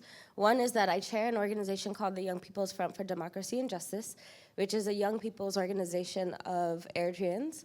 Eritrea has been in the news quite a bit, especially here in Europe, as one of the larger refugee communities. The other aspect is that I used to be in the nonprofit sector, and so I've partnered and worked with a lot of refugee resettlement agencies and different integration programs and things like that. And so I'm excited to be here as well. And our organization, as I said, is Young People's Eritrean Organization. We focus on 3 different areas. One is development of that young person, so getting them the different skill sets, development in their own life. The other would be how do they then contribute to community in the diaspora as a young person, and then the other part is how do they support national development in Eritrea. Thanks, guys. Very, very interesting panel, and I love it how you challenge our biases as well already in the introduction. So when we talk about migration, or when we talk about the refugee influx at the moment, it seems so complex. I mean, it's a global topic. There are so many aspects to it, and I wanted to ask you, like, what's been the biggest challenge that you've had, either personally or that you see globally at the moment, to kind of just see what the scope is we are talking about here. Okay, so I think the biggest challenge that I've had as a community organizer, or as the chair of YPFDJ, has been around the disinformation or the incorrect information about Eritrea. There is a very clear campaign that's happening that is working to isolate Eritrea. It's an economic and a political strategy that's used, and that's then contributing to the disinformation that's happening in the public around Eritrea, Eritrean refugees, and the politicizing of migration. And so it's been difficult just because there's a lot of, engaging in events like this or in conversations, a lot of times having to, before you can even get to solutions or programming work and those type of things, you have to correct a lot of the ideas that are out there, the stuff that's coming out in mass media and the news and things. And so I think that the lack of correct information, the campaigns that are working against Eritrea, and then, like I said, politicizing migration has been one of the major challenges that we've had from an organizational perspective, and then myself in conversations and interactions. Does it work? Yeah. My biggest challenge was being half Greek and half German. I speak Greek. I have red hair. No one thinks I'm Greek when I'm in Greece. And it's just this being between two worlds that are affected by the crisis in different forms. And I am quite familiar with both ecosystems. And this topic of scaling, which I hope we're also going to be discussing, maybe from one solution out of Berlin into Greece, has been nagging me. But the connectivity between different regions that are affected has not been so good, unfortunately. And the news that are coming out of Greece, for example, are not so right. And this is another thing that has been difficult. Well, yeah, as you mentioned, it's really big challenge now. We like, as a humanity, we're facing hard times, and like refugee as a crisis is not the crisis itself. I guess it's just a syndrome of the hard times like we're facing, like not as refugees, not as German, but as people. Yeah, so yeah, it's a big challenge, but I guess I see some positive sides of people trying to tackle it. Personally, well, the list would be so long about the personal challenges. I don't want to mention them, but for sure, in the last 4 years, I tried to set up a new life in 4 different cities. So Greece, Istanbul, and now Germany. Yeah, that's a big challenge, but yeah, that's always a lot you can learn from setting up a new life in a different country or in a different environment. Akram, tell us a little bit how you set up your life here and how Reda School, how was that helping you to get started in a completely new environment? Well, I'm still in the process. I can't call myself, I'm settled down here. So I came to Germany actually last June, but it took me like between 6 to 7 months finishing my asylum procedure. I was in North Rhine-Westphalia. Then after I was done, I got my asylum, hopefully, thankfully. So I said, okay, what is next now? Like, well, now I need to place to kind of that I can be active again, that I can, I don't know, maybe do my next startup or learn something new or just go on with my life. So it happened that I moved to Berlin by chance, but I'm really happy that I started from Berlin. So I've been here for 3 months. Like, okay, there's a lesson I learned. First thing you do when you go to a new city, meet people. Like, just start with networking, because that's the shortest way to I don't know, to do whatever. Like, you know, just make the network, that your network will lead you somewhere, like the place you want to be. So, well, actually, this is also how I end up, like, one of the things I'm doing, I'm with Ready. I guess I contact Annie, the co-founder, even before I moved to Berlin. I was just reading an article about this startup, about, like, teaching refugees how to program during their waiting, the waiting period for their paper. And I saw, like, okay, that's amazing, because there's a lot of time wasted in the camps, you know. So I come from IT background. I studied 3 years of IT. I didn't graduate because I had to just flee with my clothes, let's say. Okay, no, that wasn't that bad. But I came to Berlin. I met Annie, and she told me that we're starting a new course. So I was thinking, okay, this is maybe the right time, or this is the time that I should go back to IT, because before, like, for the last 3 years, I didn't really, I wasn't doing any IT. So I said, okay, now this is the time where I should go back to coding and spend boring hours behind the screen just writing codes. So yeah, now this is what I'm doing. I'm also doing an intern in an IT company in Berlin. I'm studying the German language, was not really easy. So we've heard a couple of times today. Yeah, yeah. That's I don't know. Like this language gonna take maybe a couple of years. So well, yeah, we'll see. Well, thanks. So I already hear it's technology that helps and that empowers, but it's also important to meet face to face. You said you started with networking. Ruth, you have something that you told me beforehand about that aspect of really, like, proximity and how important that is too. I think proximity, I think in any situation, of course, helps, you know, being able to meet face to face and interact with each other. I think any situation helps that. I think, but at times when you can't have that, I think, of course, tech offers a lot of solutions where you can have, where you can do a lot of organizing, activism, education, using tech to help that. And so, but I think there's also a cultural aspect that comes along with that. And so, for instance, like within the Eritrean community, we're a very relational type of community. And so, is tech gonna be embraced as much as maybe in other communities or in other countries? And so I think we're waiting to see. I think because of the conditions and circumstances of having so many people living in the diaspora, we've had to use more tech solutions to stay connected with back home and with our communities across the globe. And so, you know, things that we're doing now as YPFDJ, we do seminars and lectures where we have speakers straight in Eritrea speaking to Eritreans across the globe.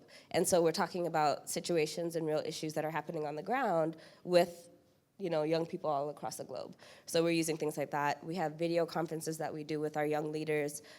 So we're using tech in a lot of different ways to continue and strengthen all of our organizing efforts.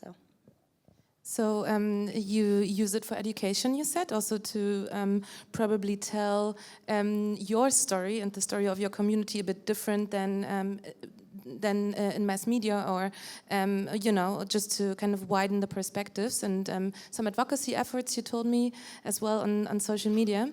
So I wonder, because we talk a lot about integration, right, in Germany at the moment.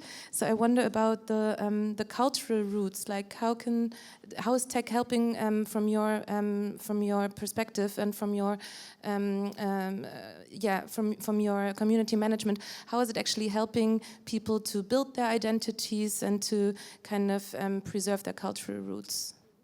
So speaking to the education piece, you know, as I mentioned before, there are some really strong campaigns that are working to create a certain image of Eritrea and the migration process that's happening now with Eritreans. And so educating to combat some of those, to combat that effort is a lot of the work that we do. And so as an example, like last month in March with Women's History Month, we knew that, you know, one of the things that is being portrayed about Eritrea is that women in Eritrea are being abused and they're being used as sex slaves and a lot of different things there. And so to combat that effort, because we knew that on the ground that's not the reality. And so to combat that effort, we did a campaign during Women's History Month where basically every single day we had all of our membership all across the globe post facts about Eritrea and actually the progressive steps that Eritrea is taking to work towards gender equality in the country. And so that's one way that we've used education or used social media and tech to communicate our message and tell our own story versus having somebody else tell our story for us.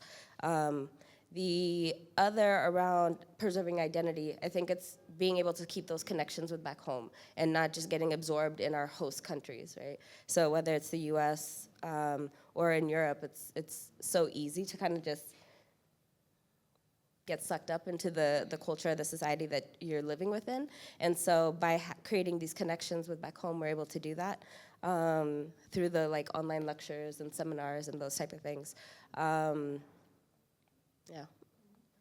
Akram, can you give us some examples as well? Like how do you use tech personally or now for advancing your professional path here? I mean, you said you found an internship, right? So yeah. what does tech really mean to you? Is it kind of a means to empowerment for you? How does it feel for you? Well, in general, even before I left Damascus, like IT, like or tech was something I'm really passionate about. That's why I studied it. You know, that's why I went to the IT faculty. So and that never died actually. Even when I had to be away from doing technology as a profession or study as academic life, that never died. I just like I wanted to stay in that path. You know. So now I'm just keep going on with something I like. Well, I don't know from a question like I don't know like technology is really powerful, but I'm not sure if it can is capable to preserve culture. I can think of something more than connecting people actually. So when me personally connect with people like from my roots, my city, from my culture. Let's say that always can remind me where I came from, what life, how life is changing there. I've been away from my city for now almost 4.5 years, so for sure everything has changed. Maybe I want to keep myself updated. Well, what's left? What life like there now? So this is, I guess, this is how technology can help with that. Like even sometimes I think here that we should, as Syrians maybe, start a community. So maybe that's not really possible to be in one city or like a physical place, but maybe it can be like some social platform online when all the Syrians in different cities, not only in Germany, in Europe, can communicate, talk, and change ideas or so. The thing is that also technology is nothing without the people that it's actually made for. So what we've seen in the tech movement is that a lot of cool stuff was being developed, but this go-to-market strategy, like how do you reach your customer, who's your customer, right? But it's a person who actually interacts with the product. And this is where the connectivity is missing. Correct me if I'm wrong, because people develop amazing things, but it's hard to see them also if you're in a difficult situation. And for me... Well, if I can comment on that, I saw maybe hundreds of startup initiatives, that social startups that talk about refugees, but there's no refugees there. You know, like I guess like more than 3 times maybe I went to like meet up or let's say brainstorming for a startup, and they're talking about refugees. First, I didn't say where I'm from. Like I'm not a refugee. Like just sitting there and listening. And I wanted just to listen what the people are talking about refugees. And I think they need this. I think we can help them in this. I think we can do that for this. And at the end, I say like, okay, guys, with all the respect, for the last 2 hours, I just listened to bullshit. Like. But this is where art, for example, provides a great opportunity. There is this project that's called what's it called? I think it's Restart, right? Where local artists come together with people who just arrived, and they I think they share knowledge about art, they create pieces of art together, and then in the end they do an exhibition. And this exchange of cultures, also now that Europe is being sort of uplifted by this phenomenon, to speak about a new way to live together is something that could happen through the arts very well. And this is, through technology, not so easy. I just wanted to add briefly to that is, I mean, I think even in the nonprofit sector in the US, there's a lot of people have started picking up on working with refugees just because there's been a financial gain there, and it's become a trendy thing to work on, right? And so, but there's always that disconnect. It's like you have the people who are working on refugee issues or with refugees, and then you actually have the communities over here. So there's been disconnects where the things that people have been trying to provide are not the things that are actually needed or wanted. And so to help that, I think that those organizations that are trying to work on refugee issues or work for refugees need to partner with the communities that already exist.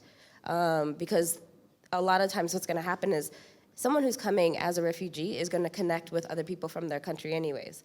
And so within that community, they already know what the issues are, they know what the needs are.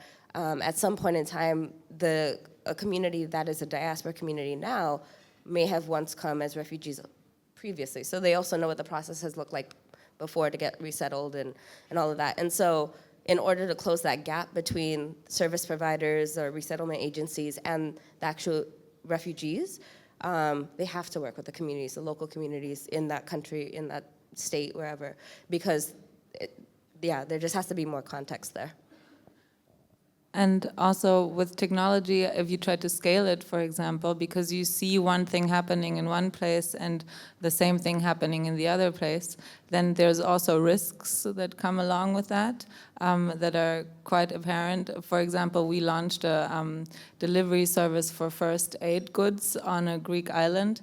And before we did that, we actually went into the refugee camp, into the local one, and we replicated the entire island just to see how the solution would work, how the drivers would actually drive. Because if something goes wrong with the solution, you create a mess. And I think, to go into centers that already exist, refugee camps or local community centers, and to just replicate maybe Berlin next to London, next to a Greek island, and then to say, okay, this is the one solution that we want to build. It's supposed to be scalable. It's a delivery service for first aid goods. Should we do it or not? And then, people are also inspired. They want to engage. And I think that's a good way to scale stuff. Yeah, so thanks for kind of bringing together, like how can actually everybody talk to each other to find out what the actual solutions are and what the actual problems are. And I also heard a little bit that also gives us more ideas for how we can scale by cooperating with existing communities or politics. We didn't talk about politics yet, but that's obviously like an important partner here as well. So because you bring in so many perspectives here today, what advice would you probably give to refugees that are entering Europe at the moment, or their allies, so people building tech, whether it's apps or community platforms? Yeah, who wants to go first? Well, for refugees, I have only one advice. I know it's hard, I know it's tough. Like, it's sometimes the procedure would take more than a year, but Just go engage with people, meet locals. Please don't meet people from your own city, even if there are too many here. But come on, do something new, okay? Meet German. You didn't come to Germany to meet Syrians, you know. Like just meet Germans, meet locals, engage. Go to any meeting, go to anything you can find on the internet. Just go, throw yourself there, and believe me, you will end up something you didn't expect when you started. For the allies, for the startup scene, I know it's cool to entitle yourself as a co-founder or founder or whatever. I know it's now easy to use the trend of refugees, and you get a lot of funds, which make anything easier to create when you want to do a social startup now. But please, before you do that, just to think of two things. Who are your target audience? Your target audience are refugees. So it's like any business, you have to define your target audience. The second thing is you go and talk to them. You really have to inform yourself who are those people, you know. Second thing, please ask yourself, what is the impact of the thing I'm creating? Is it gonna be for long term? Those refugees not gonna be refugees as name in a couple of years maybe. And everyone gonna have his resident permit in Europe or gonna go back to some other place. I don't want to name politics now. But so what's the impact? Am I gonna teach them? I'm gonna empower them, or I'm just gonna create something cool with a new logo and get a lot of funds for it? So please, this is my advice for both refugees and people who want to help actually.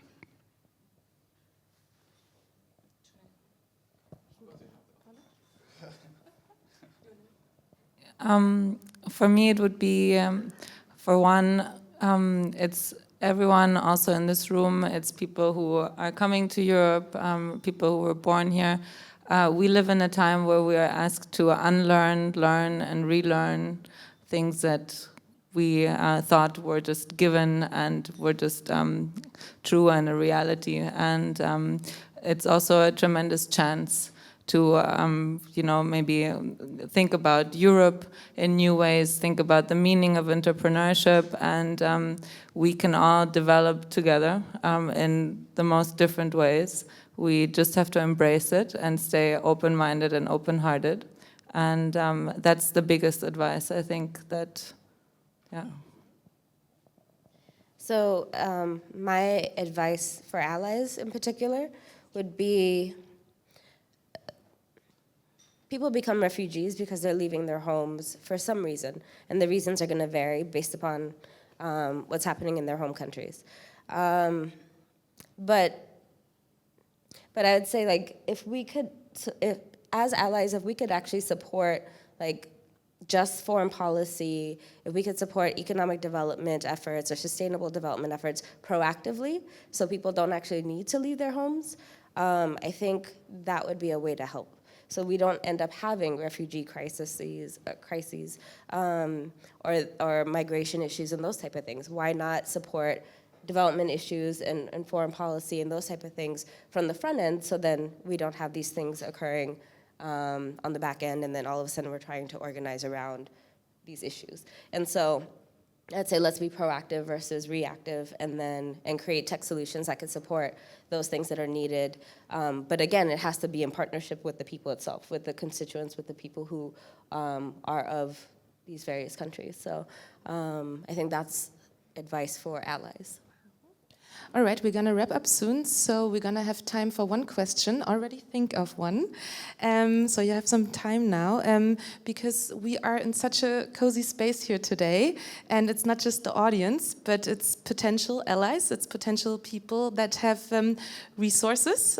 So my last question to you, and I want the three of you to answer it, is what do you need from that audience? Is it money? Is it politics? Is it relations? Like, what is it? And please ask for it now. Paula, go first. What do you need? Well, we currently run on one PayPal account because we are try out a case for Harvard University. They think, they think that we're so weird in a way that they made us an impact investing case. But of course, we're still in need of donations because every little bit would then go into solutions on the ground, humanitarian ventures, we call them. And we do that to support volunteers who have decided to stay on the ground. So go to Startup Boat and send me an email if you're interested. And other than that, I think a network of supporters who have already developed tech that you guys could provide, that would be fantastic, because we usually look for open source solutions on Stack Overflow, for example. We look for stuff that's already out there to rebuild. And sometimes when we talk to too large partners, it's very difficult to get them to open up their tech, because that's the heart of their business, right? So if you guys know people, or if you have developed solutions that you're happy to also provide, yeah, would be awesome to speak to you. Well, I don't know, because I'm in a preparation process now. I guess I got what I need. I'm working on it. I just mentioned I'm working on my network, so anyone can be, I can be in his network or her network, or want to be in my network. I'm just like, with open arms. Very soon, I guess I'm gonna start my own startup. So I'm looking also for a bigger team, developers. I don't know, people who like to do things. Well, it's really still a very baby idea. Like it's not, there's no like solid prototype yet, but it's also like a social. So I'm also using the trend of refugees. Don't worry. So, so it's like a social startup when people would gonna exchange services as time as a currency. So yeah, so they exchange.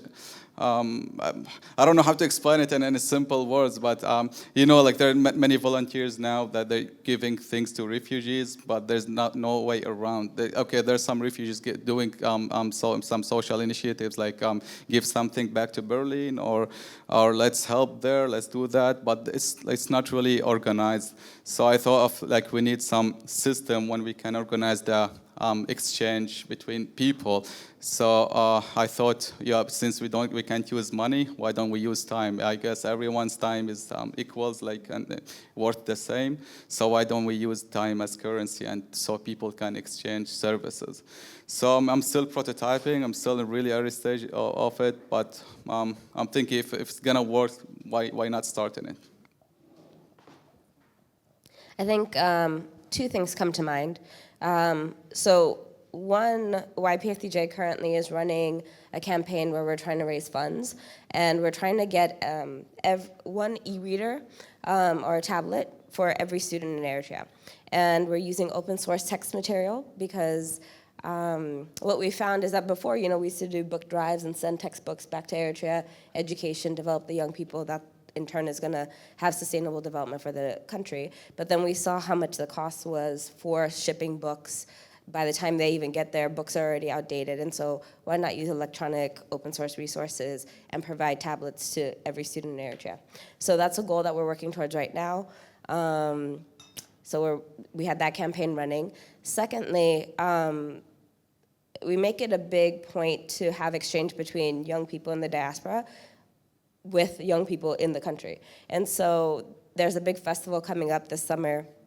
They've asked us to do, as young people in the diaspora, do a presentation around like what new technology is happening out in the world that Eritreans, like young Eritreans within the country need to know about. And so instead of me going there and saying, hey, this is the new technology that's out there, I'd rather take you guys up and say, hey, there's this team of innovators, who can come and talk to you and teach you how to do this. And so Eritrea is constantly looking for partners to collaborate with, to build with. Eritrea is really big on, we want to develop our people as well. And so, if you have an idea that can be used towards development and education and those type of things, we're looking for partners. And so if you're interested, let me know and we could set something up. All right, one question, quick one. Who has a question to our fabulous TechFuji panel? take the mic. It's not the best question because I think you had some amazing answers. But I'm actually still curious. Like you hear about refugee needs, and we've discussed some of them. But what do refugees really need, especially the ones in Berlin? Because a lot of times you hear that they don't need clothes because what you typically would do, like they need clothes, food. But the reality that's not what's needed. And I think so. What is needed besides the bureaucratic stuff? Because I think what's needed.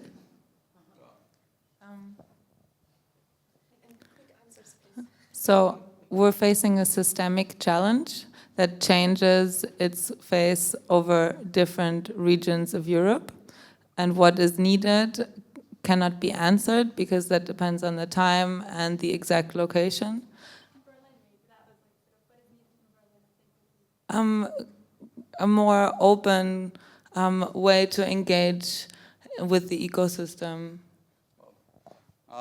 Okay, first thing I want to mention actually is like you gotta understand like refugees is not a category. I guess like we really like refugees. There are a lot of diversity also. Like you have from like I don't know. I don't want to mention even subcategories now, but there's really like differences between refugees, and you gotta understand helping one doesn't apply for the other. A way of helping one that doesn't really apply for another. Material things like food, clothes or something, that's go to the note I did about impact. That's gonna have a short-term impact, and that actually is not needed. I guess what is needed is more access to society. I guess the language is already covered, so I don't want to mention it. There are a lot of schools. There's still difficulty in accessing education system. I'm one of the people that I have to wait until I finish the German language in order to go to university. So maybe I'm just dropping out university. I don't want to graduate when I'm 40, So yeah, so I guess that's what needed, like to understand the differences between refugees. I'd just quickly say that any tools to help with economic empowerment.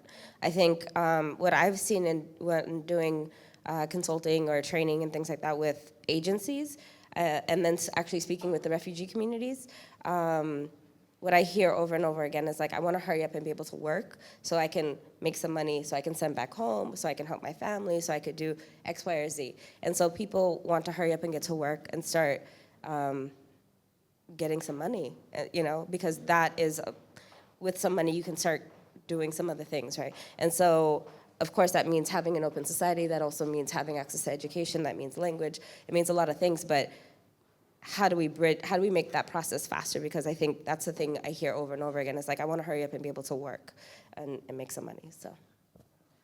Thank you so much. A round of applause, please.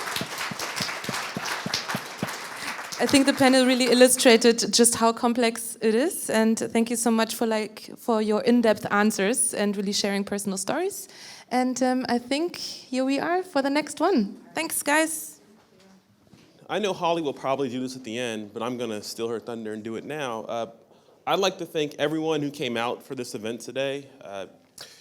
We've been trying to build up a whole bunch of things on our more non-technical sides in the company, and the events that Holly over here and Samantha, who's sitting all the way over there by herself, put on are just a great big portion of what we do at the company. And we are a tech company, but our real product is our customers' happiness.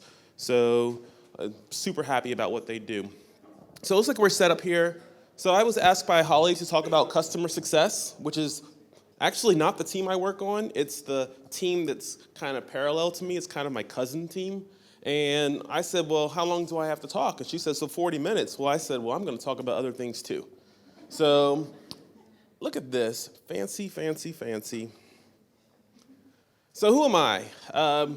My name is Brian Lyles, and my official title is sales engineer in HR forms, but what I do is cloud engineering, and I think that I'm pretty good at it, so my business card says principal cloud engineer.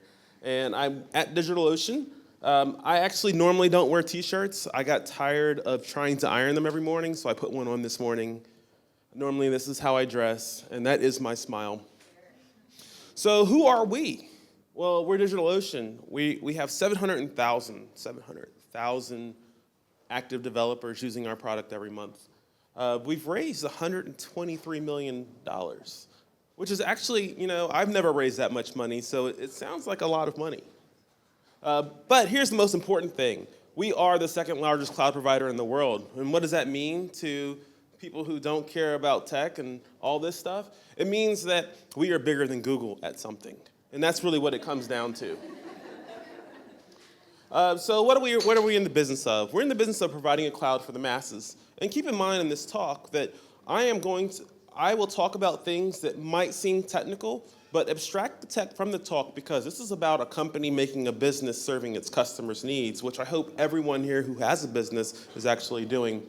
So we're providing a cloud for the masses. And what does that mean? Well, we want to take our virtual servers, and we want to sell them to you for a fair price so that you can sell to your customers and hopefully everybody profits.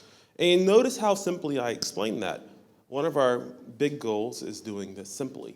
We think we provide the best, simplest interface for creating servers. And yes, I created a simple GIF to show how simple this is. And so really, skip all the technical stuff. You pick the operating system, you pick what it's named, you pick a couple other things, you click create, and hopefully, and most likely, because we're doing our jobs, in 55 seconds you have a server that can do web stuff, or whatever other kind of stuff you're doing. And this is the slide that they tell me to put in there. These are all the things that the company does. Hurry up, hurry up. But that's not what I want to talk about. I actually want to talk about something bigger. And the bigger thing is that not only are we a tech company, we're a company that thrives on community. And what do I mean by that? Well, the first thing is we actually have DigitalOcean.com/community. And on here is we have a very large repository of articles about how to do things on the internet. And the top three, this is from this morning, the top three are something about Let's Encrypt. Ubuntu 16.04 came out yesterday, and people are interested in configuration management. And the most important part about this is that not only are we providing what our customers need physically, we're also providing them support to do whatever they need and be successful at it. It's very important. So on to customer success. Once again, we see this word simplicity. We are here to provide simple ways for our customers to succeed. And let me define customer success for you real quick. Customer success is a way that, it's actually kind of a newish terms, and if you go look for it on Wikipedia, I think there's like 4 items in there. But really what it is it's better tech support for people who pay you more money. I think that's what it distills to. But what we do with it is we take our most valued customers, and for us to be a super valued customer is only $1,000 a month spend. And what we do is we actually give them a higher level of success. We have people watching whenever they're building and destroying things. We have people watching their trouble tickets. We have people proactively telling them what might happen in their services. And a new innovation that we're working on right now is not only are we going to do all that, we're actually going to help our customers build their setups, and that's what my involvement is. So I like icons. I find this nice little girl icon. She looks pretty happy, and she has a server. So what happens is her business becomes more successful, and she creates more servers. And then she gets on TechCrunch or something, and then look at this. She has to get bigger and bigger and bigger. And now, what is she to do? Well, we're here to help you. And that's Happy Sammy saying, not pointing and laughing, but pointing and saying, this is going to happen right now. I can see how you would take it the other way. So what are we going to do? We're going to provide support. And not just basic support. We actually go out and we're not the greatest at this because actually this is still new in the world. But what we're trying to do is we are trying to build up this level of support where we are telling you things that happened before. So how can you do this for your customers? Well, this is one thing that we've done, is especially if you're running a business or you're in a business where you're supporting customers, we have custom interfaces for everything. As a matter of fact, we have an engineering group, which actually we had 3-4 people from They write our software, but then what we did is we actually have our people who are doing the support, they write their own software. And they created this nice website that says, hey, this is somebody's droplets down. It wasn't our fault, they probably did it, but we wanted to show that we're actually looking at people. And another thing we do, and this is something that all you entrepreneurs should pay attention to, is you should understand your customer. If you have a product and you are selling it, it does not matter. We sell infrastructure as a service. It doesn't matter if you're selling buttons on the internet. It doesn't matter if you're selling advertising. Know your customers. One thing that we do is for everyone that signs up, and it sounds creepy, but it's actually not, we just go and we score them. We figure out, we use Mattermark scores, we use a few other scoring to actually figure out, hey, is this person funded? Okay, yes, well, how big do we think they are? How much money do we think we're gonna spend on our system? So if we find someone who's received, in this case, $2 million in funding, but they're only spending, $1,000 a month, we're thinking, well, wait a second, we probably can capture a little bit more. And then in this case, our customer success team acts as an extended sales team, and what they do is they say, well, you could be doing this, and we're not trying to make you spend more money, but maybe you would have more resilience, or maybe you could have more uptime if you did that. And usually what we find is that customers say, well, that makes sense, and we weren't spending that much anyways, so let's move on. So this is just another screen from our little application here. And the last thing we do is solutions. And this is pretty important to me. So it's nice to have customers who find us on the internet through all of our ad spends or through word of mouth. But what I love to hear is when we find customers that say that we were referred by someone who loved what you did for us. And little things that we do where I have people on my team who just will build a database and just show someone how to do it. And then not only will they build it for them, they'll give them everything they use to build it, and they'll hand it off. So you see this thing is that what we're trying to do is show people, and I say this a lot, that we love them. And the way that we show love is by helping their businesses become more successful. And of course, we're about growth, so we're kind of an internal sales team. My title is sales engineer, but I don't want to be looked at as a salesperson. I'm not going to call you. I'm not going to get your business card. But if you are spending more money with us, I can help you have a better experience. So, a few minutes in, and now I'm going to give a talk that I really wanted to give. And what it comes down to is, what's DigitalOcean? DigitalOcean is a tech company. I'll show you some slides. But really what I want you to do is I want to get you in the mindset of what is your company? How do you succeed? What do you do at certain positions? Right here. So this is DigitalOcean.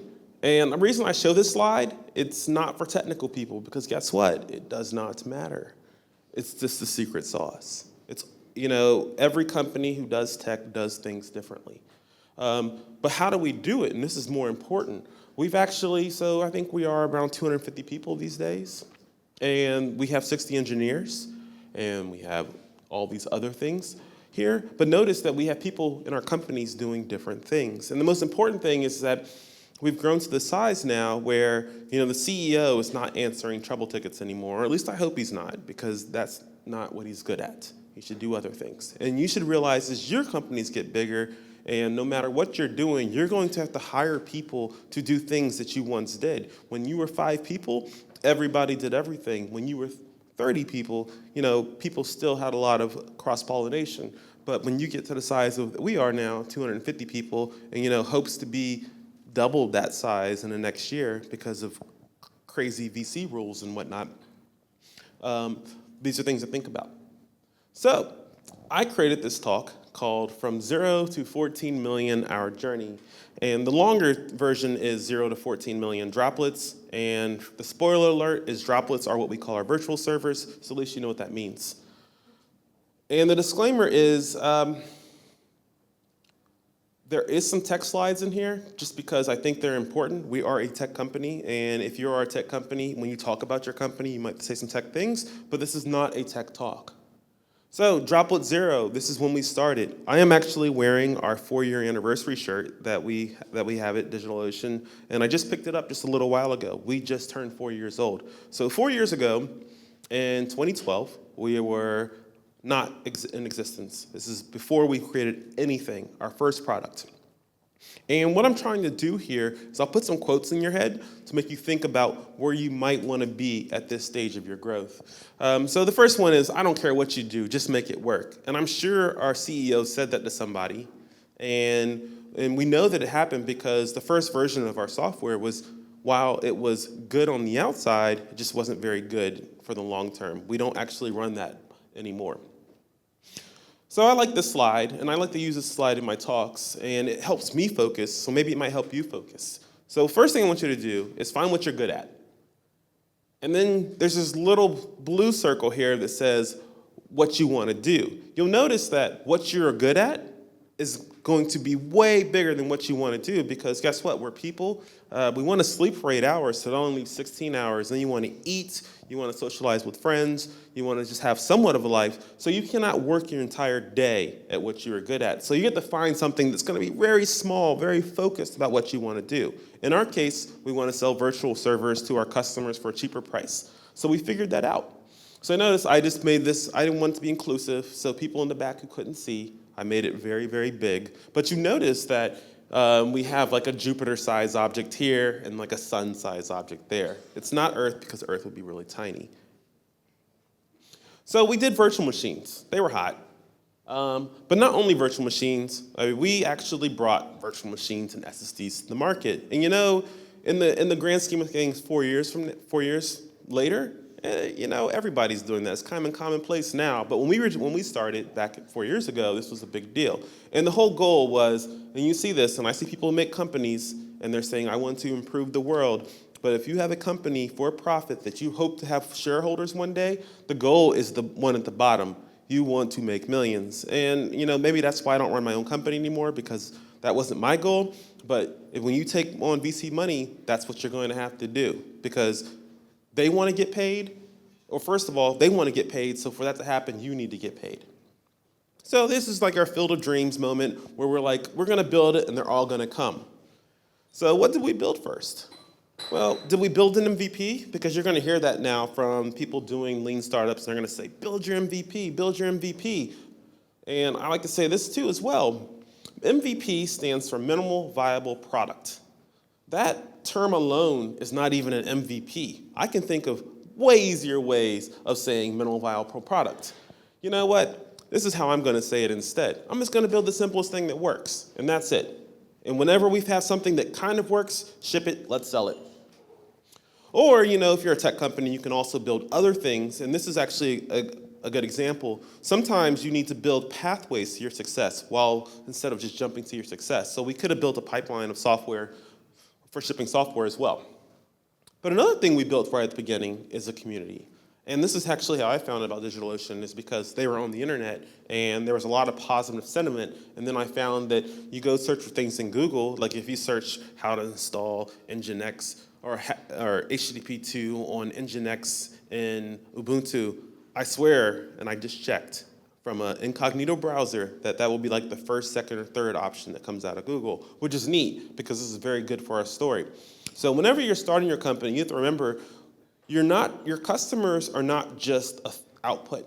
Your customers are very important for the feedback loop that you need to create a good product. And one thing that we did, rather than other companies, instead of just creating a good product, and selling it, we actually created an okay product, but got our customers to engage with us to tell us really where it needed to grow. So moving on, so we had the zero droplet, and then we launched 1 million droplets. And this took about a year to get to 1 million droplets. So think that the business went on, we weren't making that much money. And think our products only go from $5 to $640 US a month. So just think, even if we had 1 million of those running all year, well, if we did, we had like $640 million. That would be pretty great. We had nothing close to that. So think towards the smaller end. So at this point, we had an inflection point. And actually, I wasn't quite at the company yet, so the founders had an inflection point. And really, the inflection point was, you know, we had this idea a year ago, and guess what? We didn't fall flat on our faces. So it just might work. So at this point, instead of trying to figure out what a successful product is at the beginning, why don't you, instead of trying to figure out what success looks like right at the beginning, why don't you wait a little while until you have some feedback? And we did. So what does it look like? Well, the first thing is that since we have a tech product, we need a dev team. And we built one, and we had one in office, and it was kind of okay. But then we realized that hiring tech talent in New York City, which is, any way you look at it, it's either the first or second most expensive city in the United States, way more expensive than Berlin, way, way, way more expensive, is not a great idea. So what they did is they said, well, we're going to hire remote. And I was the first remote engineer at DigitalOcean, and because I said, I live in Baltimore, Maryland, and I'm not moving. It's just not going to happen. I can take, you all live in basically what's my bedroom and my bathroom, and that's your whole house. And my rent is still 30%, or my mortgage is still 30% cheaper than yours. I said, just economics doesn't make that work. So we hired a development team, but what we didn't do is we didn't put a lot of work into growing the best development team, because at the beginning, you're not going to be dictating your terms. You can't go out and hire Google-style developers or Facebook-style developers because you can't pay them. Google will pay you, so even engineers making $150,000 at Google will probably give them $150,000 in RSUs behind that, which will give them $300,000, and you just can't compete. So but the good thing is that there's a lot of developers and people come out of school every year. So what are some of the wins? This is kind of technical, but this is very pertinent to all these businesses. We were able to automate our simple processes. So even, I don't care if you have an advertising business, there's things that you can automate, go ahead and automate those first. Also, ship the smallest thing possible. And the reason that, because we shipped something so simple, we didn't have to worry about huge failures because there wasn't a lot of place for failures. There was tiny failures, but we didn't worry about that, and they didn't set us back because it wasn't all over the place. So here's another thing. Even though you're going to automate these things, you're not going to be right the first time, or the second time, or the third time. It gets better, and hopefully that your success trajectory goes this way, and it'll always near 100%, but it should never get to 100%, because if it is, you probably should be doing something else. And everything, in every tool, or process, or person, or thing you introduce into whatever you're doing is another chance for failure. So remember that. You can't have 30 people making decisions. And when we were a 30-person company, we learned that lesson the hard way. But we're still here, so it doesn't matter. So now we're at 3 million. And I think 3 million actually came only about 4 months after actually at this point, it was only a few months for us to get 1 million. So what happened? Well, here's an interesting point in the company where we're successful and we're doing all these things, but we didn't sit down and think about all the things that made us successful. So how do you make spaghetti? Well, actually, I don't eat spaghetti because I'm pretty gluten-free, and gluten-free spaghetti is gross. So I don't know. But the problem is that we were basically not using our smarts. We were taking all of our instincts and trying to build something crazy, and up to that point, it worked out really well. So what we did learn, though, is we learned how to iterate on how to create things. And what we were doing is we started refining our processes to make whatever we were making become more successful. And we also learned a very important thing. I don't care how good your product is, you don't win with just your product. And we thought just having a good product, having an okay team would actually make that okay. So what is DigitalOcean's product? We didn't know at that time, but we think we figured it out now. So we had some wins. The first win is that so we were featured on some very prominent websites like Hacker News, and it didn't break, which is actually, that's a win. It doesn't matter. It was just okay, but it didn't break. So, but on the other side, because it's a story, and that's how you can probably tell now that I'm just telling you a story. This is not like your normal conference talk. I'm just telling you a story. If you have this is broken and this is broken, but none of them are really bad, and then you have 50 other things over there that are broken, after a while, death by 1,000 paper cuts is real. So you have to remember that you can't just take what is failing and sweep it under the rug. After a while, you're going to have to go fix those little things, because all those little things can make you break. And we didn't listen the first time, so we let it get worse. And then death by 10,000 paper cuts is something that happened. And here's another important thing, is that people don't scale. And that's something that we tend to think of ourselves as entrepreneurs, and just like a little tiny fact, I have been through 2 exits. The last one was a company that I owned, and I quit. We sold this company to a large pharmaceutical. I quit. I went home and I said, I'm going to retire. I'm going to buy a boat. I went home. I played some video games, and I said, this is silly. I'm going to go get a job. And it's not a job where I run the company, just a job. So really, I came in DigitalOcean, and I'm just an engineer. And that's just a little sidebar, just to let you know where all my insights from this come from. But one thing I did learn is that people don't scale. Even as an entrepreneur, anyone on your teams, from the execs all the way down to wherever it starts, people don't scale. You can't make people do more than what's physically possible. It's not like we can just buy more computers. And then another thing is you realize is if you have 5 people doing something and you think you're going to increase your productivity by hiring another 5 and you're going to double it, it doesn't work. There's books on this theory. I'm not a scientist, but there are books. So we're moving on to 5 million. Remember, we're going to 14 million. This is only a few months. I'm not going to even say this quote. I just like it. And I think I might have quoted myself on this one. I don't know where this quote came from. But think about it. If what we are trying to do, whether it's in VC land or nonprofit land or physical product land or tech company land or advertising land where you're selling something else, remember, if it was that easy, if it was so easy that everyone knew how to do it, I would just sit around and I would just pay somebody to do all my work for me. And unfortunately, that's not happened. That is not the case. So one thing we learned at this point is that failure happens from the top. And no, I am not going to get fired because I just said something bad in public about my CEO. But what I'm saying is that learning how to run a business is actually a learning thing for the whole entire company, and realizing that only the executive, if you call yourself the chief executive, you are responsible for the failures of the company. So if something's going wrong and you start blaming your employees or your subordinates, what are they going to do whenever you're not stopping it? So we had to realize that, and fortunately, our CEO was able to learn that lesson. And here's another thing. If you are, this is more of a tech company thing. Tech people are weird. They like to be smart. They like to be the smartest people in the room. I'm the highest person in the room, but I don't think I'm any smarter than anyone else in this room. But when we create things, we should not create smart solutions. We should create the dumbest solution that we can, and not just dumb as only dumb people would do it, but dumb is that it doesn't require any thought. And we did learn those lessons at the time. And another thing is that invest some time to invest in culture. So there's things where I've heard it's mentioned today, I worked with a company for a long time that was just full of white guys. And for me, it was more of a challenge. I was more like I'm infiltrating them, and they don't really know that I'm just trying to beat them out. They have no idea. But I'm going to win.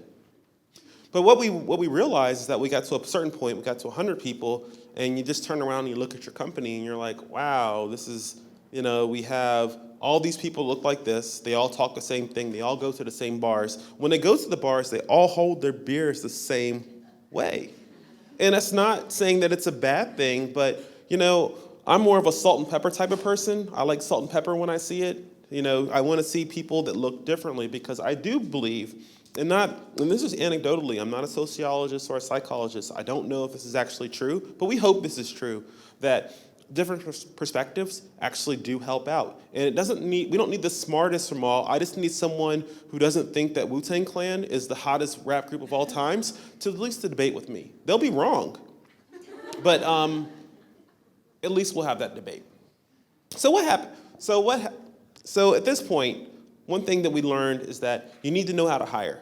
You can't just hire anyone. And unfortunately, you just can't hire for diversity. I hear companies say this. You need to put an effort to hire at the lower levels, so finding people in colleges, and you need to get them before they get out of school. You can't just say, well, I think we need 3 Indians, a black guy, but not too black, and we need about 4 women, and we need somebody from LGBTQ because, they're all the same thing. They have one acronym. You can't do that. So this is a story that I like to tell. This is actually means I'm broken. Oh, it's low battery.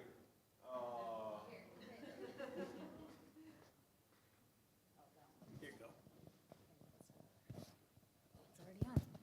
All right, this is a funny story. So I never really was a World of Warcraft player, but there was this crazy funny video about this dude named Leroy Jenkins. You should just search for it on YouTube. It's actually a funny story. Even if you don't play these games, it's actually pretty hilarious. But what we did with all of our infinite knowledge at the time is we said, well, we're going to take one group of people and we're going to make them on call for everything that goes wrong in 1 week. And imagine at this time, we had lots of failures. Just things were breaking. These people, we actually literally burned people up and out of the company. And it's a sad part for us, but what we realize is that anything that we have that focuses on just one person or one group of people, does not focus on teams, will burn people out. So we're getting there. So at this point, at 9 million, I think this would have been about 5 or 6 months ago. Yeah, about 5 or 6 months ago. No, we're in April. Yeah, it'd have been about 7 or months ago. It'd been like right in the fall around Halloween time. So right now, this is the point where basically, as far as anyone looks at DigitalOcean, we're a super success. You know, we have 10 data centers around the world. We have almost 200 people. We have lots of customers, and I am not at liberty to divulge how much money we bring in, but it's a lot. And that's all I'm going to say about that. But really, what are we going to do now? So now you're at the point where you're making a lot of money. Your revenue is actually pretty significant. Now you can't have one product anymore. And at this point, we had to diversify our bonds. We had to think about what we're going to do next. So another thing we had to think about was flat hierarchies. I hear companies, and a good canonical example of flat hierarchies or be companies like GitHub. GitHub says there are no managers. And if you go back and you search for GitHub management failure or GitHub sexual abuse or GitHub this, the reason they did have those problems is because they didn't have the support networks for their employees to actually go get help when they needed it. And you know, and this is not disparaging them, actually, I've known the founders of GitHub before GitHub was a thing, and I do consider them all friends, but realizing that they couldn't do flat hierarchies and they had a group of very super developers, we couldn't do it either. We actually had to, especially in our engineering, we now have managers and directors. For a while, I think every single engineer reported to the CEO, which was weird, but we had that. And then also, we figured out how to build a development team. I think right now we're better at engineering, we're better at interviewing, we're better at finding culture fit. Not great, we're better at finding culture fit. But we've also figured out that since we split everything up, that we can hire people and we're just not throwing them into the pot, so they should hopefully last for a lot longer. So what is our wins? We grew. I mean, I think, like I said before, we'll be almost 400 this year. That's pretty crazy. I started at DigitalOcean. There was 30 people there. I was one of the first remote employees. And now look at, we're going to be pushing basically over 10 times larger. We figured that piece out. And we figured out presence. You know, little do you all know that this is just a DigitalOcean advertising event. I just wanted you to hear, it doesn't matter what we do. I just want you to go out and if someone says, have you heard of DigitalOcean? I just want people to say yes. But one thing we've learned is that presence is very important. Our competitors are talking about in the next few years, they are tracking towards $10 billion a year in sales. We are nowhere close to that, but we are happy to be in the market and be competitive as number 2. And we're still, like, when I say number 1, number 2 is way down here.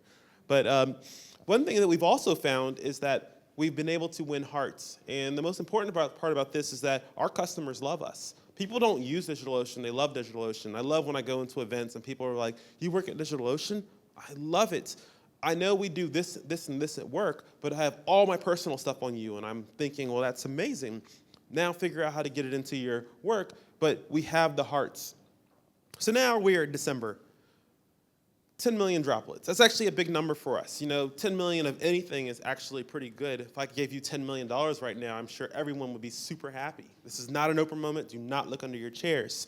But one thing we're learning now is that our enemy is now no longer us. We've proven that we can succeed.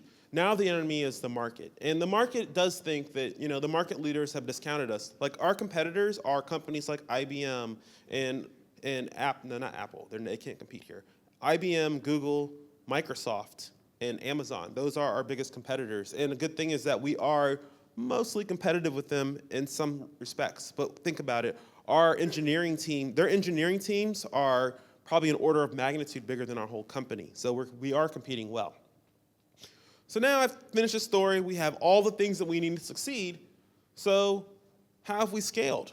Well, few quick things. If you want to jot things down, this is where you should probably start jotting things down. Success comes from the top. You CEOs, you are the make or break. If there's any failings in the company, they're your failures. And you know you're going to say, well, no, it's that person's fault. And you know in that micro instance, it might be their fault. But it's your fault for not either nurturing them, catching the problem before it happened, or removing them from the equation when it becomes a problem. It is your problem, the CEO. And that also goes down to directors, managers, or if you go down to your CEO, your directors, and your managers. You all have that responsibility.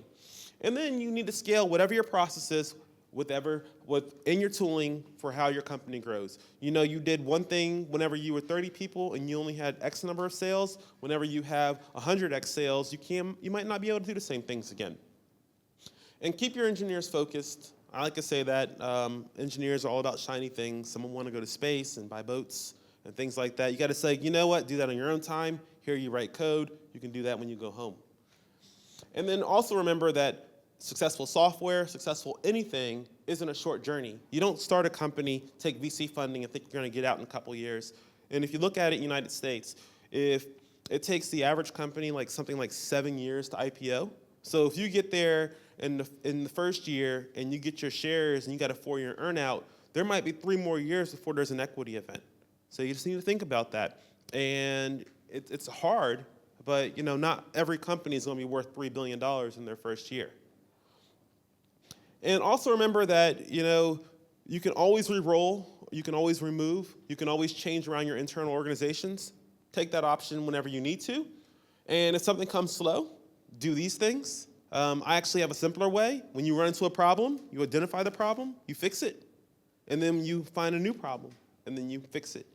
And then you find a new problem, and then you fix it. And this is the best way for figuring out how not to get blocked by anything. So here's the best part, the secrets. Moving software around. Moving software from development to production is the hardest thing you'll ever do. And you think about that's kind of easy.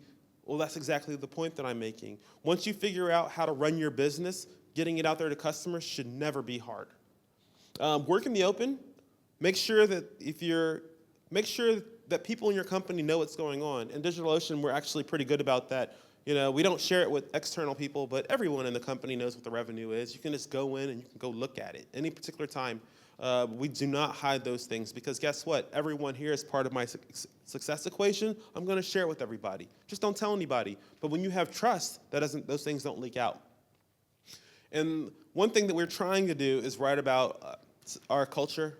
And I'm up here speaking about it. And you notice I've been sharing our culture through these little funny anecdotes, but we do try to write it down, and we do actually proactively work on making our culture better. And the last thing is, no matter what kind of company you are, you probably don't make everything you have. Figure out how to buy it. Don't wait until the last second to figure out that you ran out of foods, because if you don't have foods to sell to these customers, your customers don't care and they will leave you. So right now, we're at drop 14 million. We're not there. We're almost there. We'll be there probably tomorrow. And I left this slide blank because I am not in the business of writing the future. I am not a fortune teller. I'm only telling you what happened in our business so far. And I'm leaving you with this. This is our logo, our mascot, Sammy. And Sammy is holding a heart balloon because really what it does come down to is that we do love to share with our developers. And normally I'm up here sharing crazy technical things, but today I'm sharing how we actually run the business.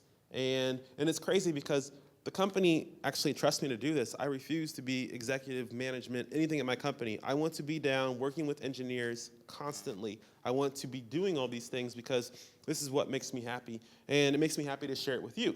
So, thank you.